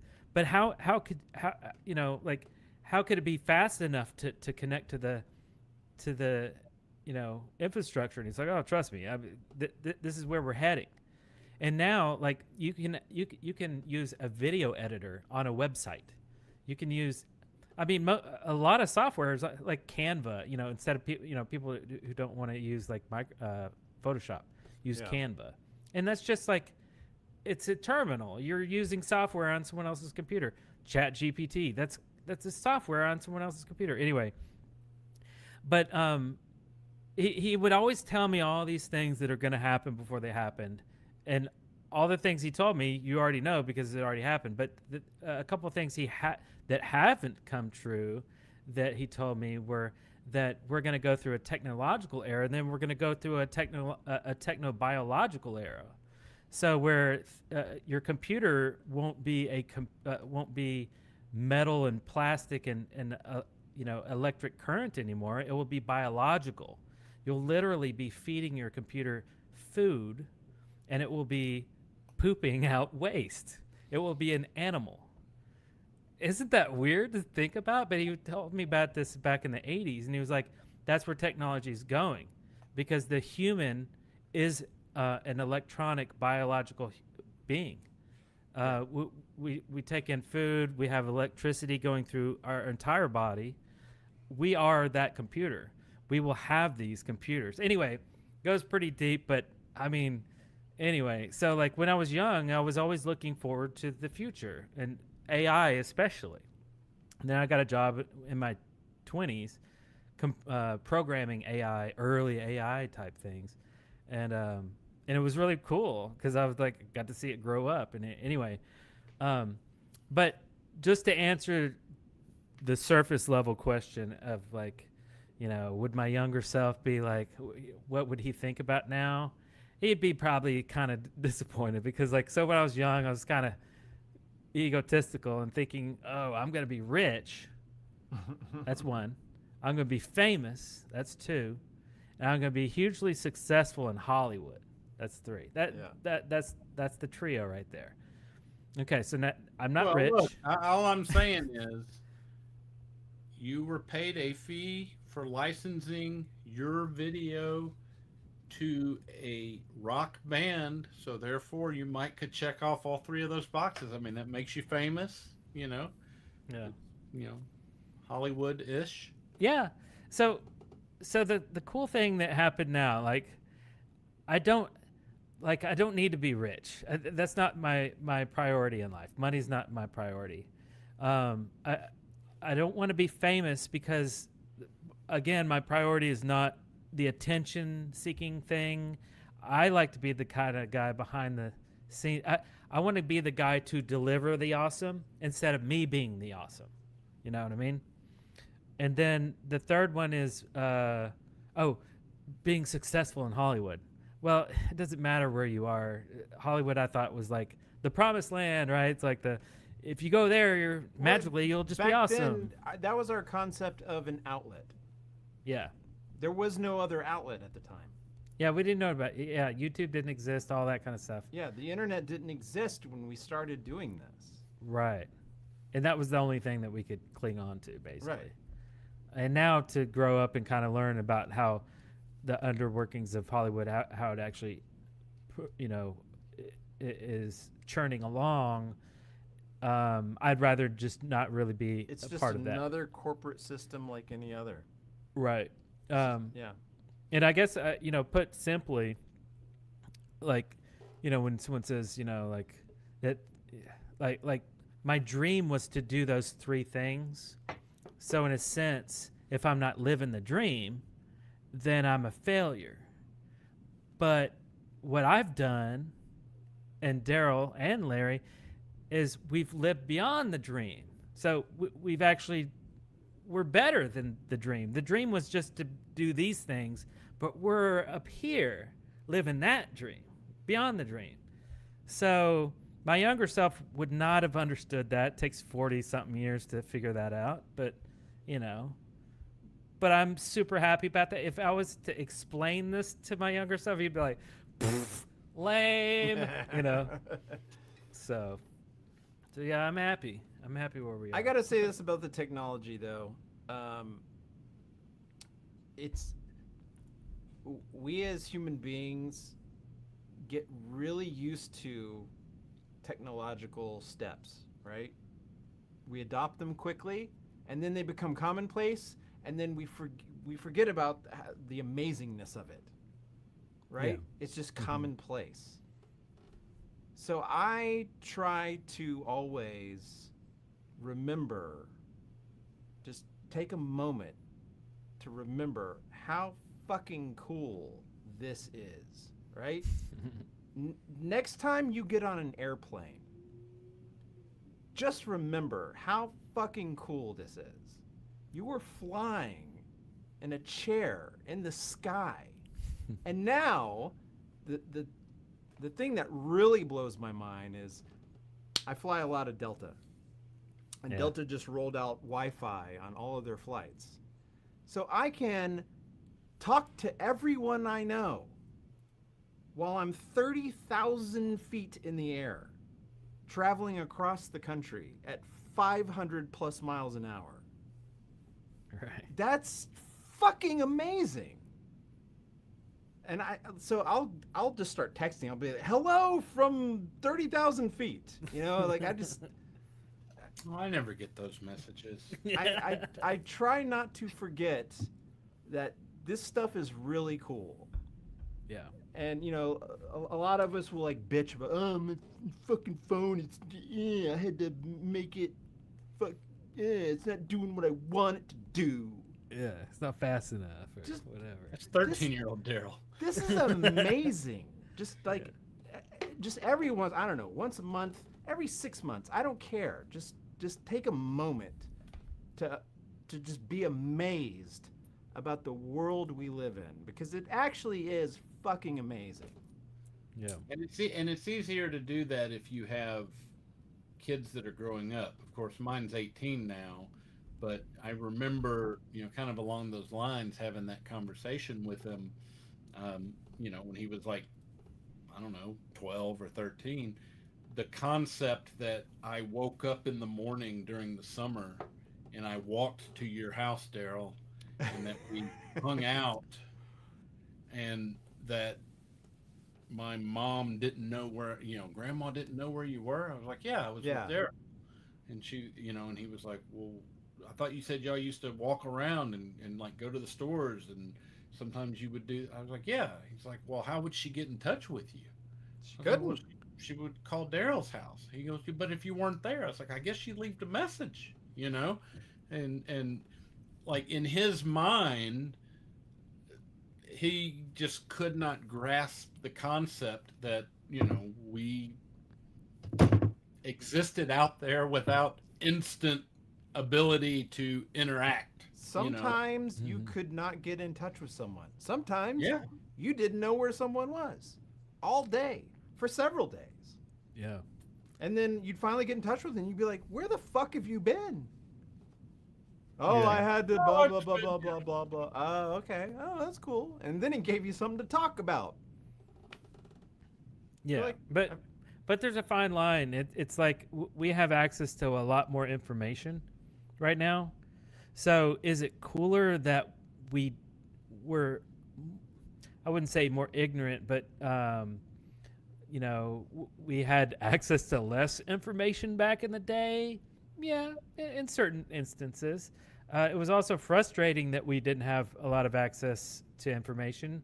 Say, in an emergency, I couldn't Google what kind of snake that is in my backyard or what kind of illness or, something, you know what I mean? So, yeah, ups and downs. I just chalk it up to, evolution. It's like, ride the wave. Like, don't complain. Don't reminisce. Just be, It's great. And in the future, we're going to have more information because our brains are going to be hooked up. Our brains are going to be networked together, and at some point, we won't even have to speak English anymore. We'll just be completely silent. We'll walk into a room and communicate. I mean, and that's great too. It's weird sounding now, but it'll be normal then, So, yeah, it's just wild. Hopefully, I'll be gone by then. Yeah, I'm not sure about that either. Oh, them whippersnappers with their brain networks. Yeah. I think it's pretty awesome. Speaking of AI, just to break this up, how about I play a quick video I made of this is just to mark where we are in time, because this is not going to age well at all. So I had to get on this now, and this has to do with artistic. I don't know. It's yeah.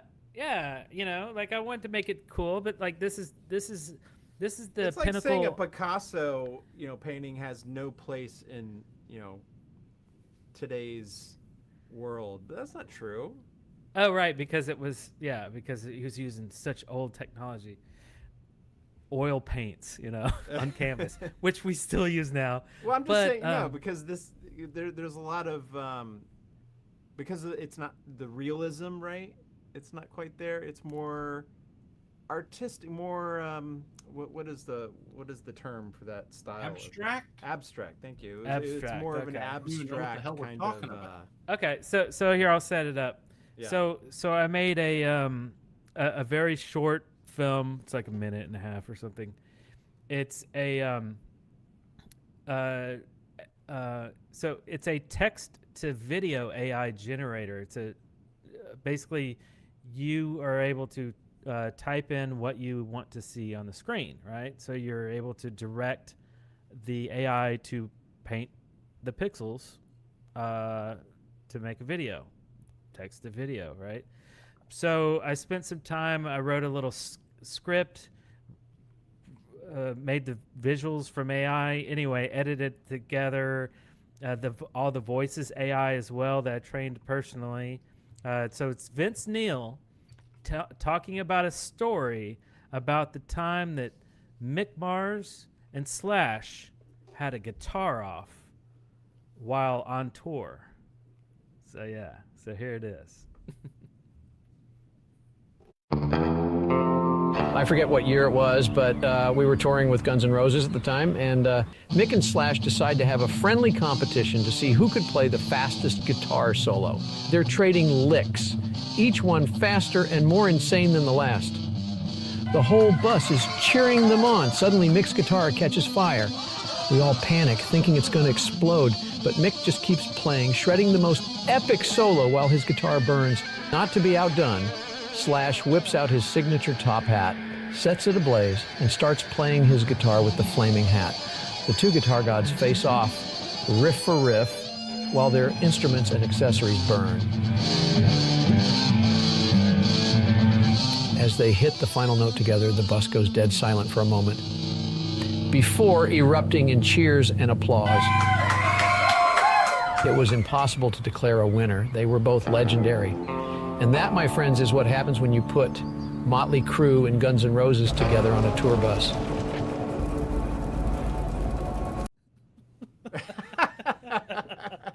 My favorite part is the bus at the end.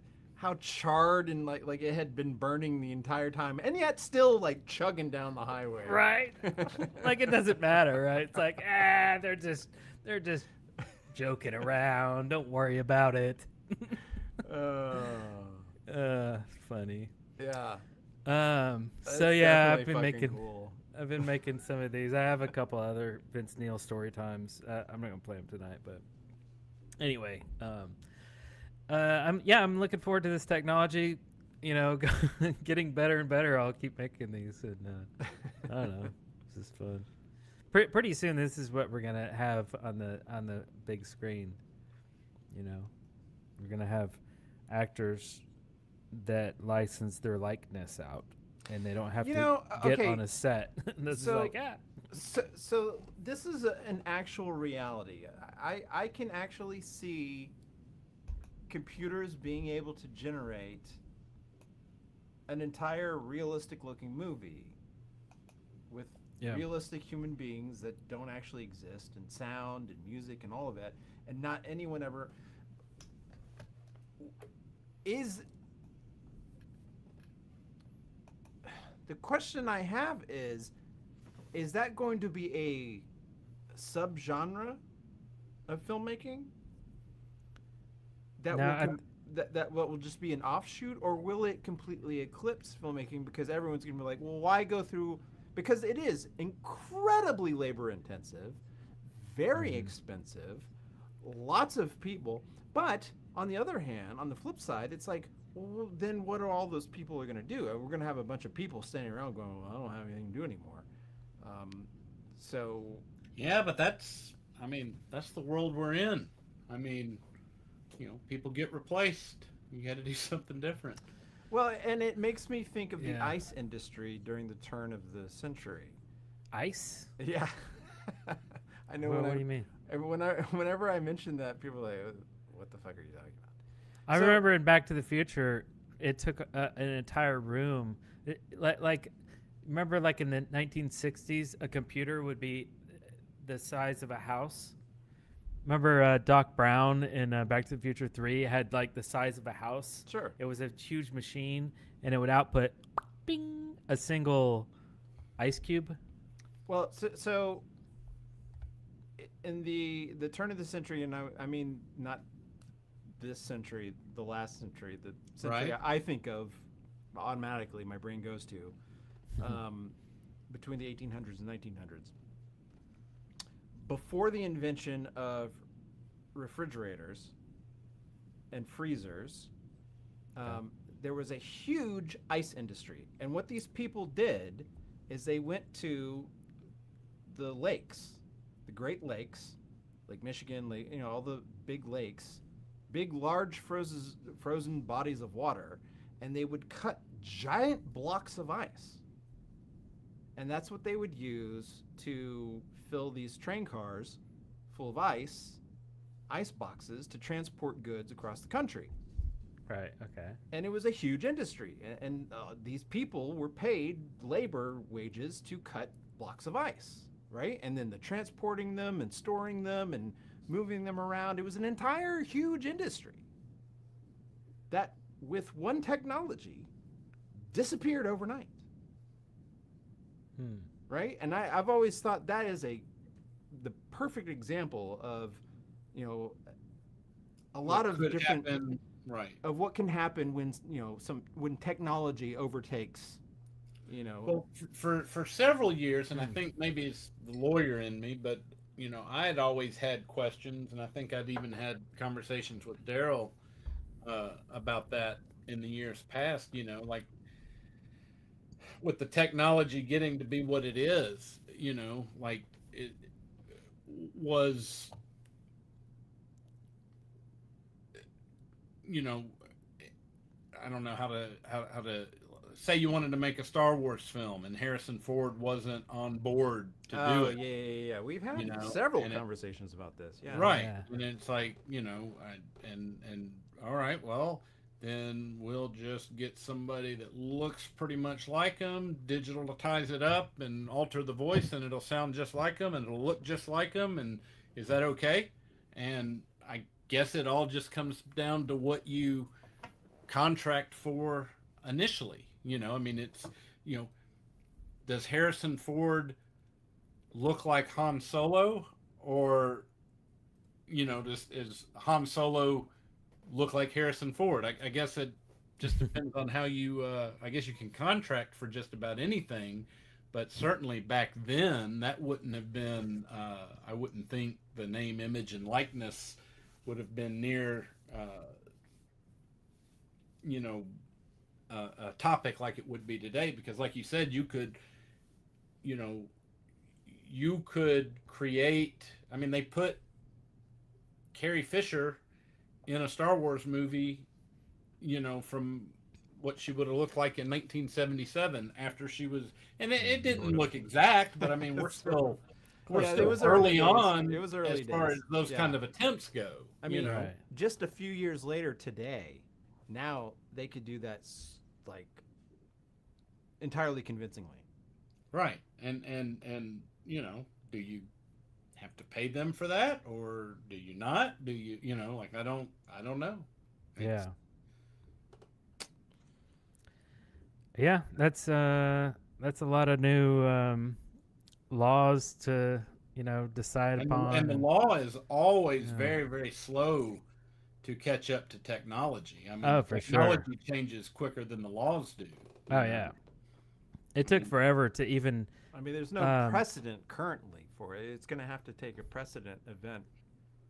Yeah, remember how long it took for tax to even be a thing for online sales?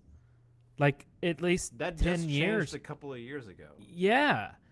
That's how long, Yeah, that's crazy. I look at it more from, growing up, the movie The Crow, Brandon Lee got killed, into the movie. Of course, they were mostly done with it. But had he been killed, say, on day 2 of shooting, they could probably just create that. And if they could create that without him, do they even need to pay, for his acting ability? If they're creating everything, no, we didn't create that character to look just like you. You just happen to look like this character, Yeah, right. I have to believe that okay, let me back up and say another thought that I just remembered about the whole ice industry thing. I think when that got overshadowed, because it was just like a blue-collar industry, everyone kind of got over it, right? Because, you're out there laboring, cutting ice. Well, you can go labor doing something else. The difference is with the movie industry is it's a creative endeavor. Yeah. And now, how can a computer be creative? That's the thing. I think that's the thing that really, it's not necessarily we're putting people out of work, who are doing just like mundane jobs. Well, but we're losing some human creativity. But and I think we've seen this happen in the last 20 years since the turn of this century, that a lot of culture has shifted more towards, hey, let's get back to homegrown. Let's get back to mom and pop shop. Let's get back to, handcrafted versus, industrial made. I'm willing to pay a little extra money to know that, a human being handcrafted these shoes that I'm wearing. Or, I mean, I've seen that be a big part of our cultural shift over the last 20 years. And I'm wondering if that will continue once this technology that is fucking amazing, but it's also kind of scary. But, will people be like, okay, I'll accept the AI generated movie that looks completely fucking real, but I also want to know that there's movies that are handcrafted by human beings that I can go see. And I think what it comes down to is it's a cost versus that benefit. Like you said, all right, I'm willing to pay a little more for this or a little more for that. But, you get on any, social media and look at what people bitch about and stuff. And, everybody bitches about the self-checkout at Walmart. Self-checkout at Walmart, got to do it myself. But that's what everybody does. Because they're like, oh, well, why am I paying? You don't have to do self-checkout. You can wait in line. Yeah. You can wait in line. It's the ease. Yeah, it's the... so that real life person over there can, still have a job. Well, I'm not waiting in line. I'm not willing to do that. Because you want it done now. I want it done now. Yeah, and you want. And I'll be honest, to be I'd rather check myself out than have to deal with some of the, some of the people that you normally would have to run into. Right, and you want to be the overseer, and you want to make sure everything is done correctly, so you can do it yourself. And that's how the art industry is too. So I work in marketing, so I've seen a lot of our marketing team for a big company too, like a couple hundred people that work for us, and so I'm starting to see that. Okay, here's the story. A manager or even executive level, of a company wants a certain style or wants a certain message to be on their Instagram, right? Or on their Twitter or whatever.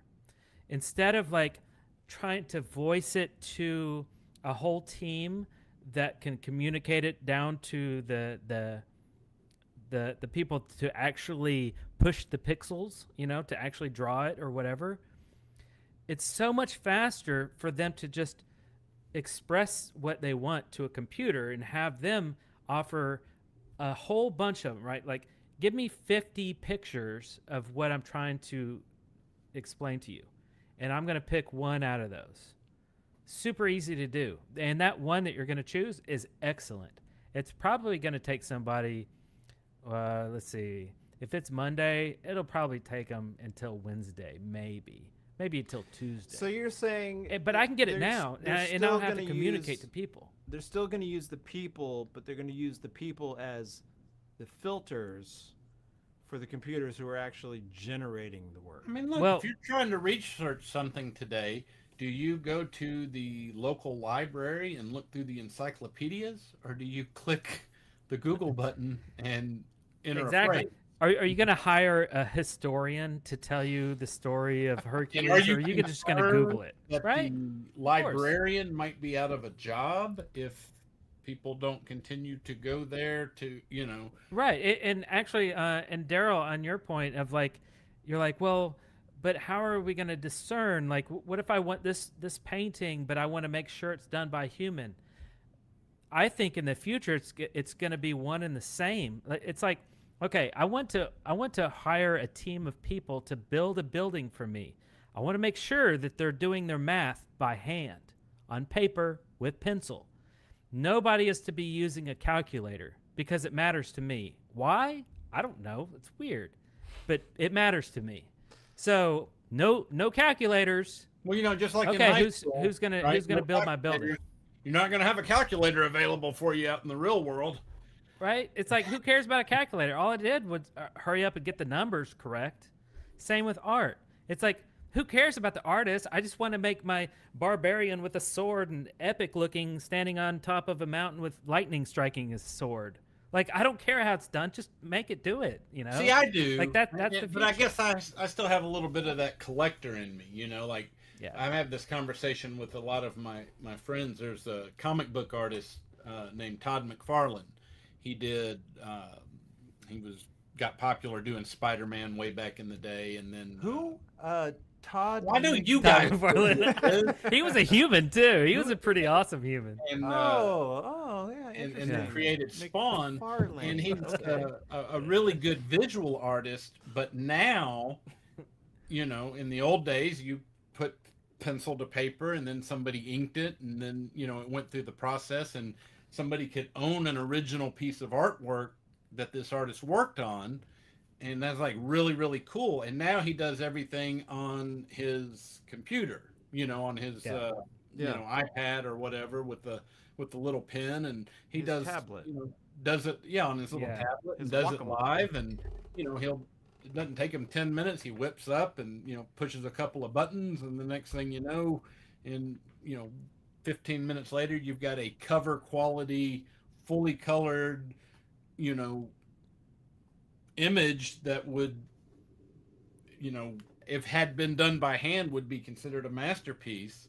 Yeah. But I look at that and say, oh, it's not even really art. It is, because he still had to do it. You remember I met him at Dragon Con one year. Yeah, and didn't have your book.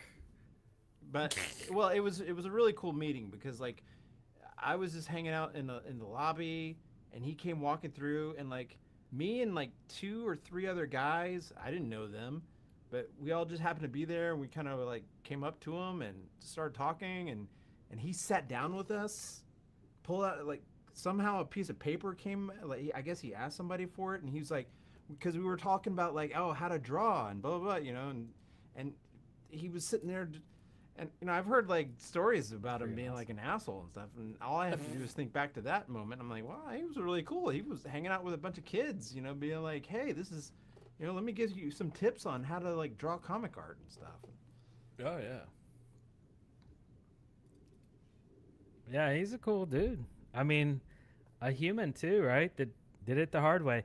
I would not put it past him if Todd McFarlane today has used a little AI to assist, not AI to replace, assist. Well, I wouldn't say AI use reach the around. AI to assist. I think openly says this is how I do it. Yeah. Man, I gotta pee real bad. We have another segment too, real quick, because I have another thing that's really planned that's gonna be epic. Okay.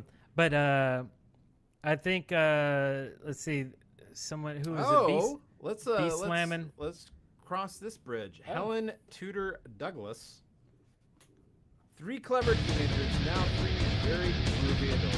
Future figurative life forever. I was in college in 1970s. We had silent Super 8 movies.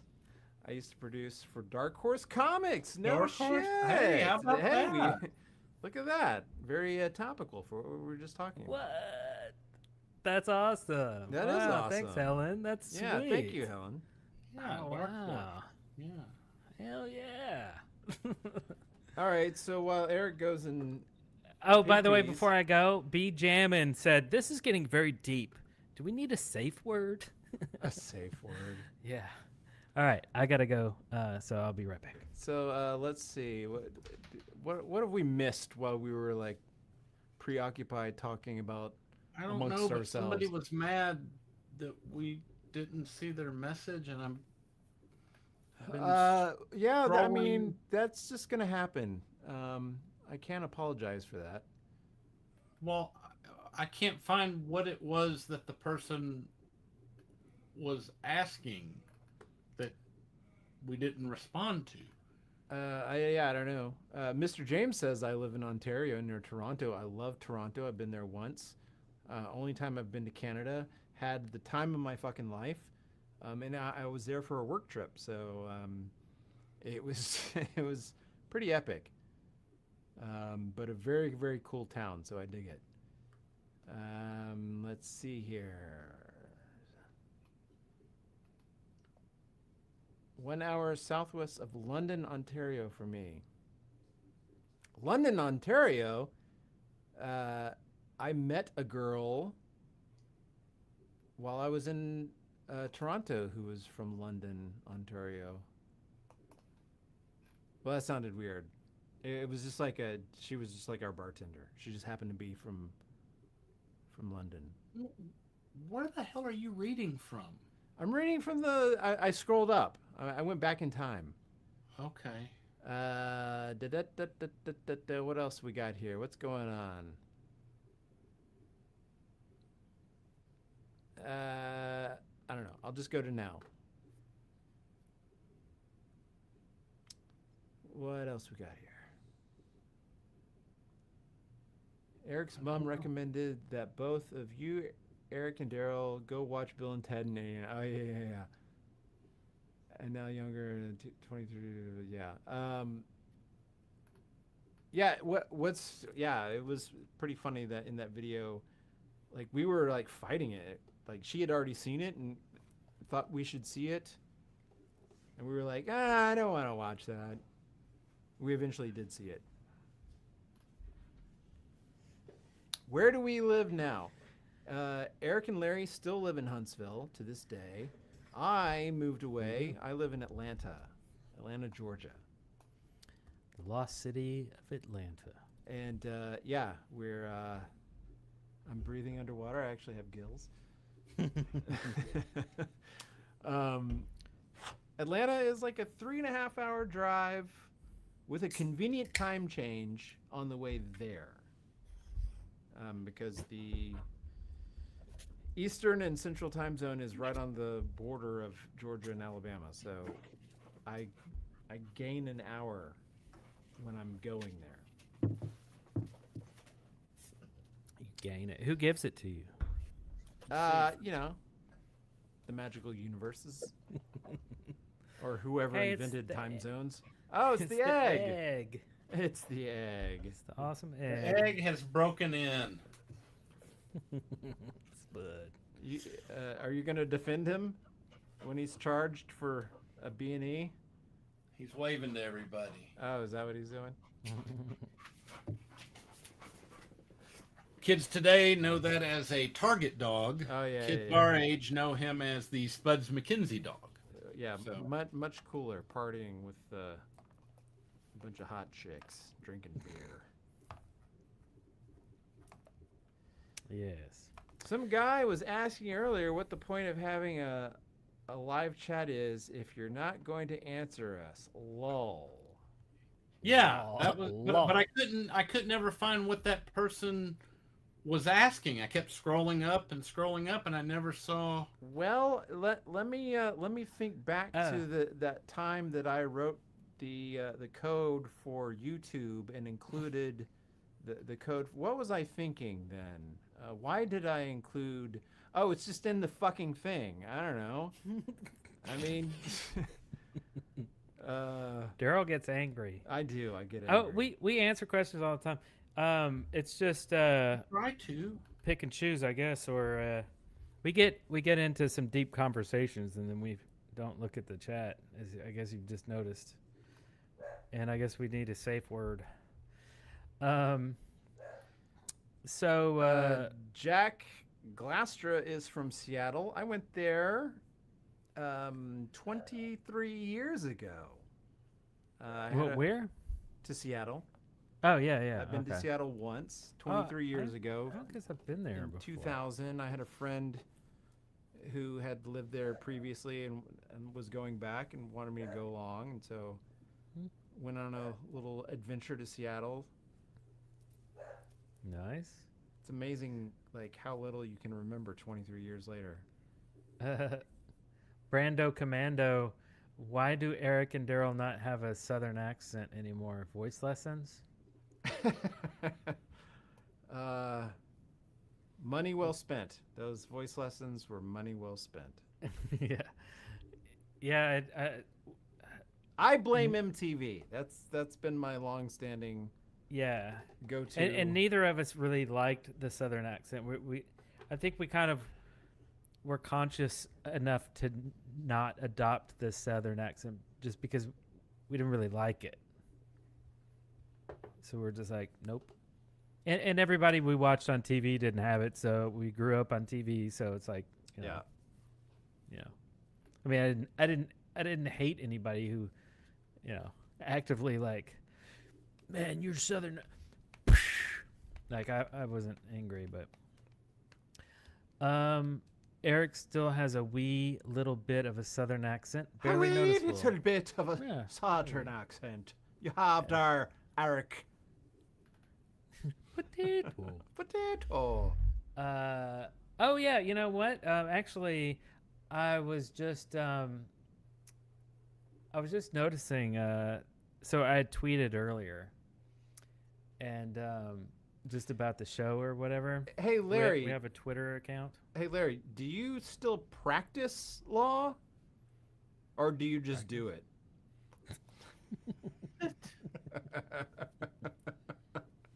Somebody asked if Larry still practices law. Yes, well, that is his current profession. Yes, it's always a practice. You never perfect. You're always practicing. You're always practicing. Me and Darrell practiced making You should use that as a line with the judge sometime. Now, I mean, well, Judge, we're just practicing, right? Tomorrow we're gonna do this for real. Would that hold up? Better call Larry. Okay, hold on. Here it is. This would be more for you guys, because I only just heard about this. Are you looking forward to the new Indiana Jones films? Mr. James, Larry is a lawyer. He is a practicing lawyer. I wasn't trying to like riff on you. I was just riffing on the word practice. The word practice, because I thought it was funny. Yes, Larry is a lawyer. Current practicing lawyer. So I liked the trailer. Yeah, the trailer was cool. They had a little deep fake there with the younger face. Yeah. I liked what I saw in the trailer, and then everything I've heard about the actual film itself sounds like they were pulling a fast one with the trailer. But the movie actually sucks. Oh, the movie sucks. Yeah. I mean, I have to see if it sucks or not. I never believe if somebody says it sucks. It's like it's art, right? It's like how can you know it sucks by someone else saying it sucks? Well, it's art. So if you say it sucks, that's cool for you and everything, but I got to see it cuz it's art. I don't know if it sucks or not. I got to see it, you know. It's not like it's math. If someone said 2 + 2 = 5, I'm like, that sounds like it's not true. Because my calculator says it's 4, so it seems like there's a discrepancy here. But with art, it's like, okay, cool. You hate it? Whatever. Let me check it out, right? There's no calculator to tell you that it sucks, you know? So I got to check it out. But I did see some, was it Rotten Tomatoes or whatever, the website? People were saying it sucks mainly because they don't want to see an old man being pushed around and being helpless and useless and falling kind of victim to a younger generation being able to pick up the slack. So it's like the younger people are doing the adventuring while the old, you know, Harrison Ford is like bumbling around and stuff. And I was like, I guess I could see that, but really I have to see it because that's a narrative. Like that's someone's story. So I don't know. But that's a consensus across a lot of people on Rotten Tomatoes. So, well, it's just like with anything, you know, when there was a new Star Wars movie coming out, or if there's a new Marvel movie, or if there's a new whatever it is, I'm convinced now most people have their mind made up before it's released, whether it sucks or whether it's great, and then they just go and pick and choose which parts of it tend to corroborate what they already thought. Right, exactly. You know, like you can have an opinion before you've seen it. Yeah, true. Yeah. But yeah, I'm totally down. I'm down for it, though. I mean, Indiana Jones. Shoot, yeah. I'm in the minority of the trio of us in that I enjoyed Indiana Jones stuff, but Crystal Skull, the last one. Well, no, I'm talking about growing up, but I never thought it was, I know Darrell kind of credits that as like one of the films that Raiders of the Lost Ark, put him on the path to wanting to make movies. Yes. I thought it was I thought it was a decent movie back then, and it was fine, but for sure. Mm-hmm. I just think it's perfect. It's just perfect. So, I was just checking out Twitter, and do you know? So we were talking about Andy Rourke earlier, and well, it turns out he's starting to tweet again. Oh. So, anybody curious? Anybody following Andy's tweets? How is this possible, Eric? How could someone tweet after they've died? Well, that is a good question, but one that's easily answered. In this segment, tweet from the other side. All right, Darrell, you wanna read the first tweet? All right.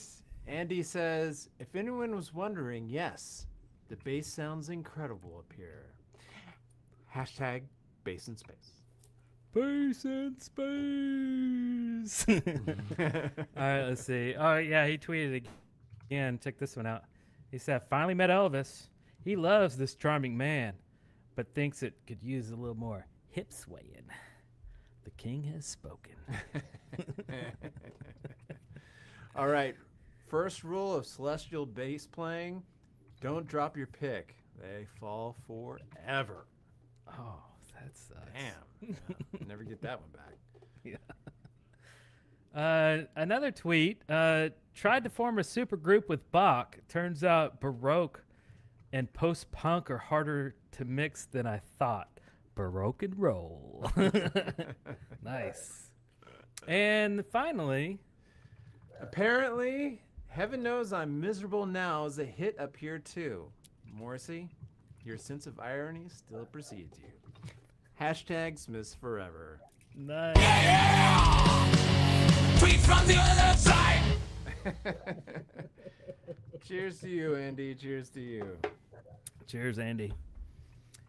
All right. So, yeah, it appears you can tweet from the other side, and we'll be here to read them off. Just, that's it. So, anyway. Well, I guess that's the show, unless you guys are really keen on asking us something else. Yeah, if you get some... and he's very tired, so... Major questions. How's everybody... Has anyone been noticing the... I guess lack of delay? We've gone through great steps with our new system to try to reduce the amount of delay. I don't know if it was really perceptible in this episode, but yeah. Yeah, the delay, like when you type, when it shows up. Actually, I guess we don't have the thing on screen, but yeah, FNLN said no delays. Okay, yeah, WB Blaze right away, Darrell. Yeah. Yeah, so yeah, maybe we fix that too. Yeah, new we software used to be here. running like a 20-second delay probably, and now it's like probably down to like 5 at the most. Yeah. So we were using OBS for years, and then now we just switched over to vMix. Yeah, so seems as though we can do a lot more than we can do with OBS with this one. So this is, professional software versus free software. But OBS is very good, but it's just, different. It's different stuff. You can multi-stream with vMix, like stream to different sources. Yeah, you can natively stream up to, I think, 2 different sources through vMix. Nice. We used Vid Blaster back in the day, in 2006 or 2005 when we first started podcasting. Vid Blaster. Are we planning a movie? We have. I mean, we've been talking about movies for years. We've got some shorts coming for sure.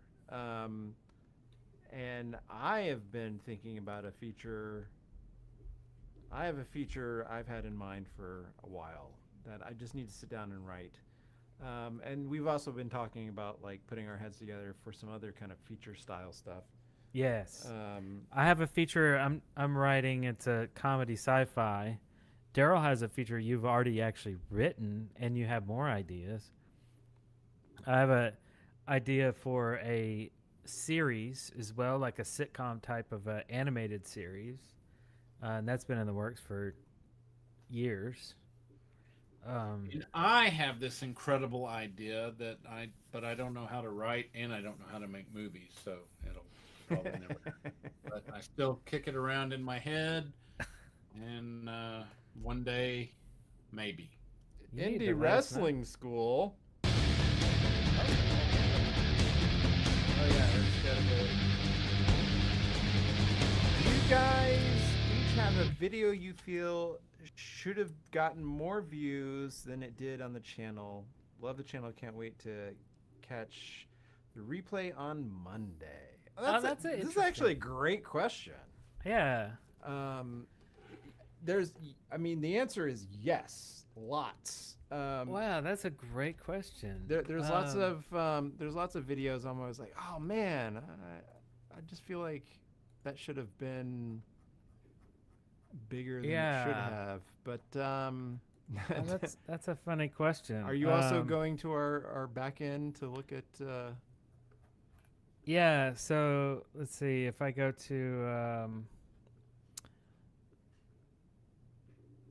Well, first of all, I can say that and I'm not actually sure how many views. Okay, here we go. It's got so the least amount of views that we've done, I guess, would be Hand Chopper 2. The Hand Chopper. Even though it's gotten 11,387 views, I would say that is criminally low for Airband, the movie. It was, we started talking about this on the podcast, on X-Files podcast, but I don't think I really got to really delve deep into it. That movie alone, for this channel, is like it's so many levels, right? Because it borrowed from real life, the video that has the most views, close to 3 million. It was a piece of artistic filmmaking based on real life. I was in it. And Larry was in it. All 3 of us were in it. And all 3 of us worked on it. But we also did it like 15 years ago. Long before this channel even existed. So it kind of exists in this weird, strange world. And like any time somebody comes along and comments on that movie saying, oh, I love the movie, it just makes me glow, because it was such a labor of love, and it's so indicative of kind of everything. Yeah, it really sets the mood for the whole zeitgeist or universe that we've created here that you guys have stepped into somehow. But it really sets the cinematic mood, like the emotion, right? Because you can get the truth from the videos that we shot in the 80s, but this is the cinematic feeling, right? This is the emotion of the same content. So this is kind of more of the, like Darrell said, the labor of love. So it's like, 11,000 views. So to me, views are kind of a lost thing on me now. Like it just, I'm not a view guy anymore. I'm not a numbers guy. Yeah. I am a numbers guy, but not in the sense of higher numbers mean something. I'm just grateful that this stuff exists in the world. That's where I think we're winning. Yeah. Not where the numbers are like, well, only 4,000 people saw this. Like, if one person saw it, that's it. It's out there in the world. So, but to answer the question, if I wanted to say one of our older videos from the time period, I would say The Very Unfortunate Lucky Man, which only has 1,000 views. Way down here. This one. Which is a very unique video for us, because I always thought of that as our first narrative film. Right. Before that, it was always us just like messing around in front of the camera, being silly. But this was the first time that we were like, hey, let's make a quote unquote movie. Because we're going to like start the camera for this angle and then cut it over to this angle. And this is the very first time. And it's funny that Larry's not in this, and yet he's in this.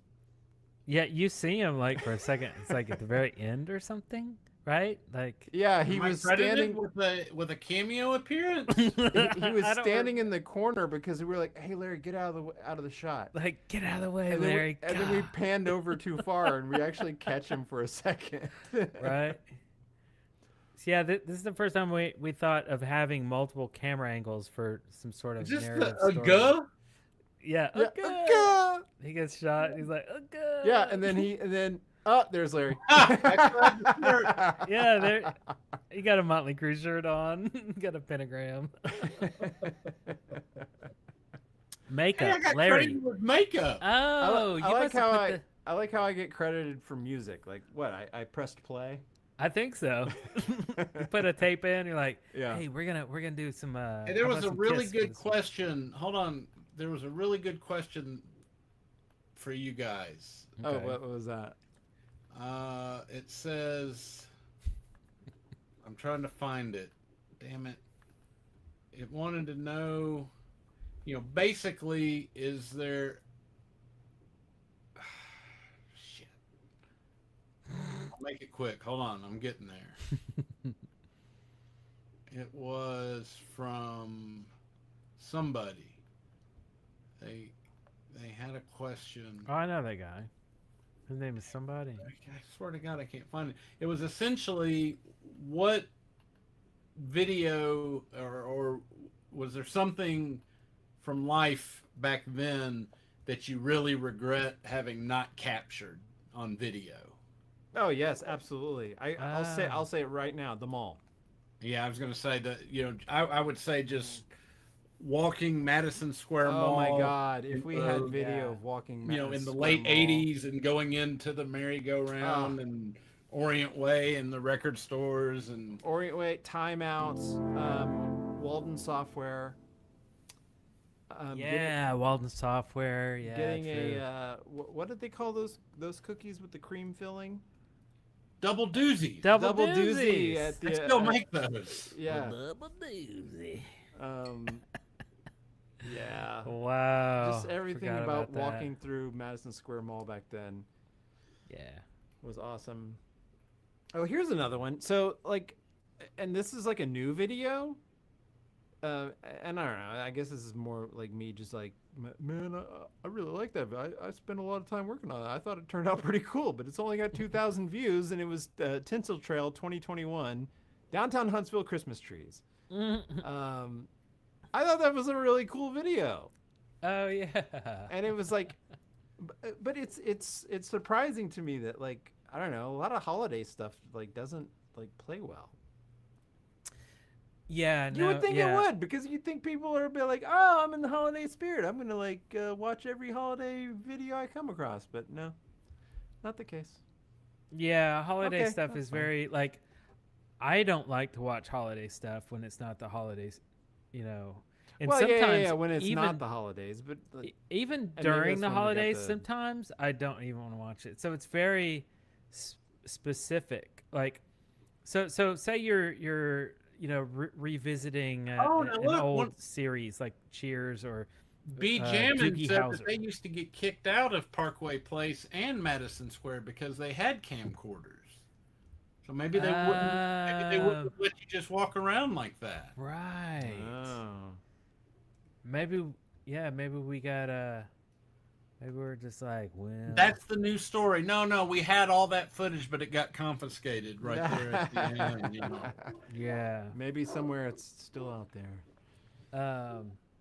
So Kane and Max got 4.4K. We actually have more Kane and Max to come out soon, so I don't even care that it didn't get that many views because it's just fun. Yeah, I just want to do it and put it out. Stuff like this, When Metal Meets Cheese. I think we renamed the video a couple times, but this one with all three of us making fun of stuff. Oh, those are so much really fun. Really Yeah. fun. I got 7.2K. Those are going to continue because those are funny. This one here, the Motley Crue, that's us three again. Let's just hope that 35K. let's just hope that certain rock stars don't decide to go down the Don't rabbit see it. hole and look at old ones before next weekend. The Ocean Man video only has 5,000 views. Oh yeah, the music videos. I thought that was freaking amazing. Oh yeah. Oh, the Cinderella is great. 8K. I'm really grateful for all these views. Like these were great views. Yeah. Like I don't see any problems. But I don't know. They were asking. They were asking like, what are Ocean Man? Oh, okay, 5. Okay, that's kind of weird. Yeah, it's like It's 5. It should be maybe double or something. I don't know, but Yeah, it should be. whatever. That's fun. Like I'll just click on that every now and then and just rewatch it. It's just fun. I know. But yeah, I love that's that a good- intro. that's It a looks good so question. good. Like if I didn't know, I'd be like, yeah, it really is raining. Yeah, it's like fake rain. Yeah, that's a fun question. I don't know. There's more things to worry about than how many views a video has. Actually, it's more like, get the next video out. Like, who cares about what the current video is doing? Are you working on the next video? It's always the next video, the next video. So Vance asked, do you see a correlation between length of video and numbers of views? Have you crunched the numbers? So this previous question they were asking about like what did, that was more of a fun question to answer, but based on Vance's question, I'll state this. And I think this is like kind of a philosophy we baked into our channel. I see a lot of other channels like really like analyzing, like what does well, and let's repeat this. We're not in it for that. We're not trying to make the most money off of this channel or trying to make the most views out of every video. We are Yeah. trying to make videos that we just fucking like making. And if you like it, great. And if actually, people don't watch it, whatever. We had an excuse to make a fun video. Your complaint early on was that YouTube was just filled with people that are very good and skilled and talented with repeating themselves. And I agree. It's like if you have a channel, if you don't repeat yourself, then your audience is going to not expect what you're putting out and go, oh, I don't know, he's being weird now. The channel's totally not the same anymore. It's different. I'm out. Right. So if you don't kind of repeat yourself, and I'm not saying it's like repeat like, the same content, the same thoughts, but like the same feel, the same, you know what I mean? Like it's same theme or the same idea. So you know, if you every Thursday night, 1986, you're sitting down Thursday night to watch Cheers. It's the same thing. You got Norm on the same stool. You got, you know what I mean? It's the same. So every week you expect it, so you get it, and that's great. Yeah. But and that's what YouTube channels are that are successful. You have to be the same in that regard, or else why follow it? You know. But me and Darrell, like, I don't care. Like, Yeah, so that's probably why we're not going to be a million, you know, sub channel, you know, or we're not aspiring to do that. A video of me, me taking a video of Larry when we were 13, walking to the store, you know, has almost 3 million views. We can't make that video again. We can't we can't do the follow up to that video. Exactly. You know. Well, we did, and it didn't get near as many views. Well, but that one did good. I think it's got like 200,000 views, and to me that's like, you know, like if I think the big thing if a video gets 10,000 views, I'm like, that's fuck, holy shit, you know, that's cool. Well, we could redo what you and Larry did back in the day. What we need is about, let's see, I don't know how much plutonium we need, but we do need some. All we need is a good AI, apparently. But anyway, continue. But yeah, I don't know. It's like what our channel was initially based on is impossible to reproduce. So we can't do that. You're right. So all we can do is just so keep doing. We're locked into, like, you know, do we try to force ourselves into just chasing this nostalgia thing that we see that people like, or do we just like say fuck it and like make the videos that make fun, you know, that are fun to us? So that's what we're doing.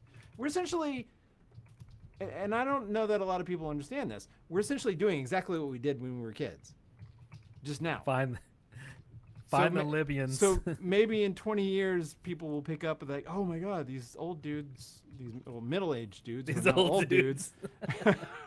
these middle-aged dudes 20 years ago, you know, were just doing what they loved. The same as the kids were doing when, you know, 20 years before. So, Yeah. I don't know. It's really, the channel hasn't, it's still the same. It's just not little kids anymore. It's lame middle-aged dudes. Yeah, the kind of fun, the cool thing I think about, like, sometimes with this channel is like, this is young Eric and Darrell's YouTube channel. So like when we put out a new video that's like me and you when we're like 13, I feel like that's us putting I feel like it's a weird time travel thing that's happening, but only in my mind.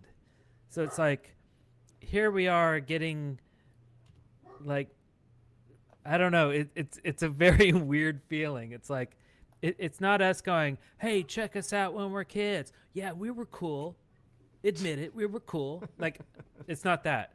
It's us as kids putting our stuff out into the future going, hey, that, like, it's so hard to explain. It's like, here's our voice, but it's 30 years ago, but it's still that voice. It's very strange. Pokemon. Do the thing. What?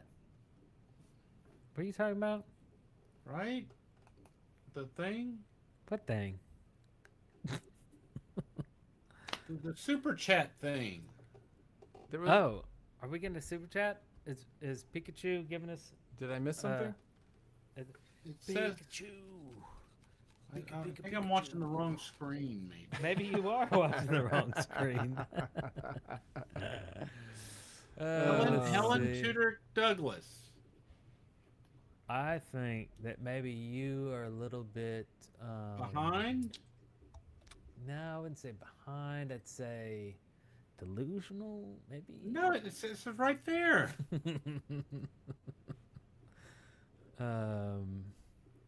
Maybe somebody spiked your drink. Maybe. Could be. Man, it's 11 o'clock, guys. I'm checking my. I'm checking out. I'm just gonna go to bed. Maybe I am delusional. It's 11 o'clock. Oh, well, my God. That's like 2.5 hours past my bedtime. Which means it's midnight for me. Oh. Well, I guess maybe we should run the credits. What do you think? All right. I think it look. It's I think that it. time it's again. That time again. Oh, yes. It's that time for the credits to roll. Who will get it? Who will guess which credits we're running? Oh yeah, yeah. Tell us what movie this is. Yeah. I mean, the unit production manager was Jack Rowe. Good guy. Good guy. Love Jack. Yeah. He was okay. He was late that one time. First assistant director Jerry Zeismer. Brian Dingle. Loved that Dingle. Denigle. That Whatever. dangle. Will That Eric dingle. film his birthday? Yeah. I definitely will. Actually, we're The gonna have a guy. couple cameras, right? We're gonna have a couple cameras in the venue in the concert. We're gonna be filming everything at different angles. I wanted to tell you exactly what's going down in that room, but there's gonna be some surprises, so Well, yeah, that will be we'll need to recorded talk about as that well. if that's going to happen. We need to figure out exactly how it's going to happen. Yeah. And then I'm probably going to have my phone on me and filming various things. We have lots of ed heads to meet that weekend. So, yeah, we're going to just going to be filming everything, really. We'll just edit it later and see what happens, you know. Yeah, it's going to be cool. I'm going to be 47. 47. Who's getting fired tonight, Darrell? Anybody? Melissa. Nope. Are we ready? Where is it?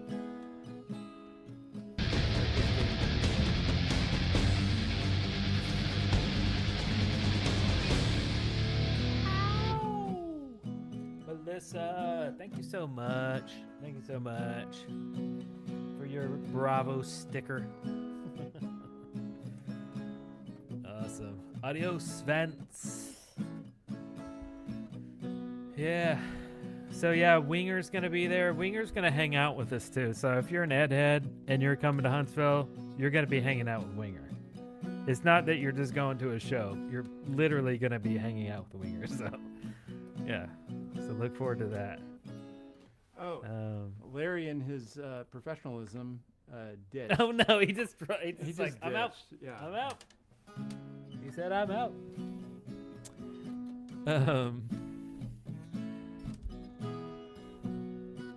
Wes and Brent are in their 50s and Eric's still catching up. Is Brent 50? No. Is he? I think so. Whoa, really? I thought he was only like 1 year older or 2 years. Or yeah, maybe so. I don't know. Discord link is toast.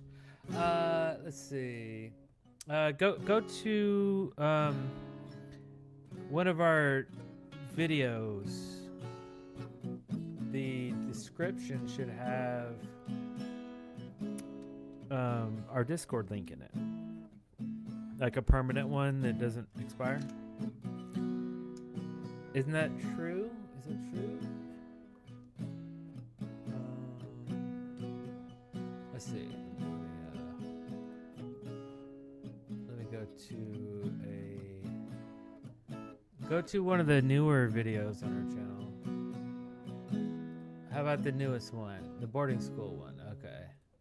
Let's see here. Here we go. Here we go. I'm gonna copy paste it. Bam. Oh wait. Ooh, that's a weird looking. Hold on a second. Here we go, y'alls. Boom. Discord. Yeah, it's not a super active Discord. It's still a growing Discord channel. I think a lot of people don't really know what Discord is. It needs a little time to sink in or something like that. But I'm on it 24/7 because I have a lot of other servers that I use, join, or I talk on or whatever. But well, look at that. So this movie was from 1989. Did anybody guess the movie? Oh, actually, I think somebody did. Yeah. TJ did. Okay. Oh, Denise did too. Yeah, I see a lot of people did. Yes. Well.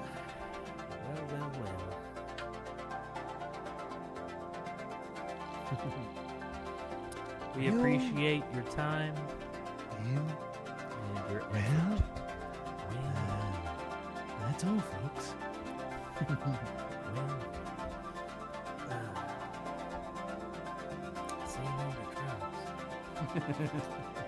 I bet Eric eats Raisin Bran because he's old. I don't eat cereal anymore. I'm old. I don't eat cereal. I'm too old for cereal. Not like milk. I don't drink milk anymore. So it's like, if I was to have cereal, it'd just be like dry. It'd be like eating a bag of chips. You know? So maybe throw it in some water. Anyway, good night, everybody.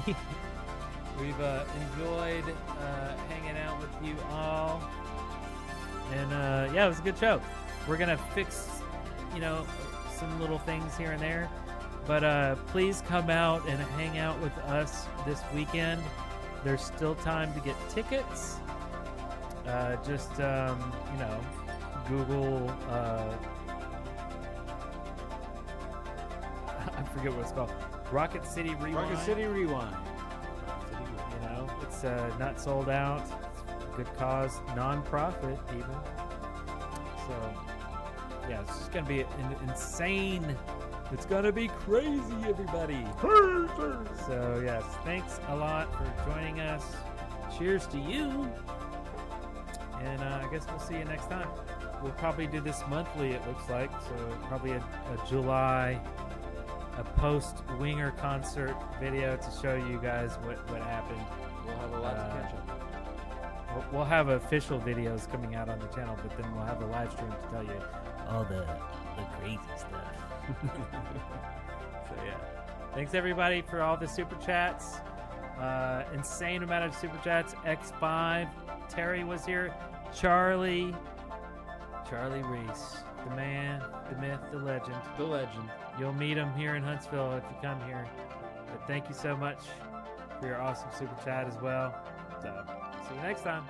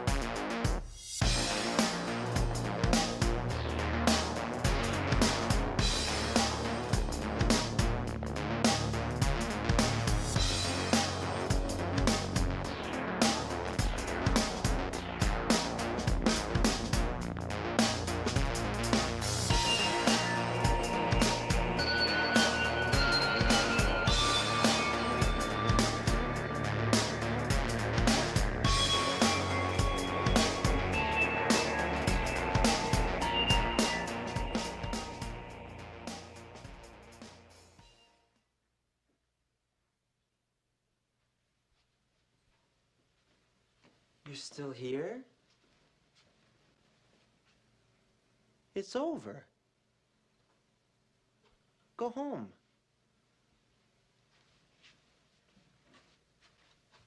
Go.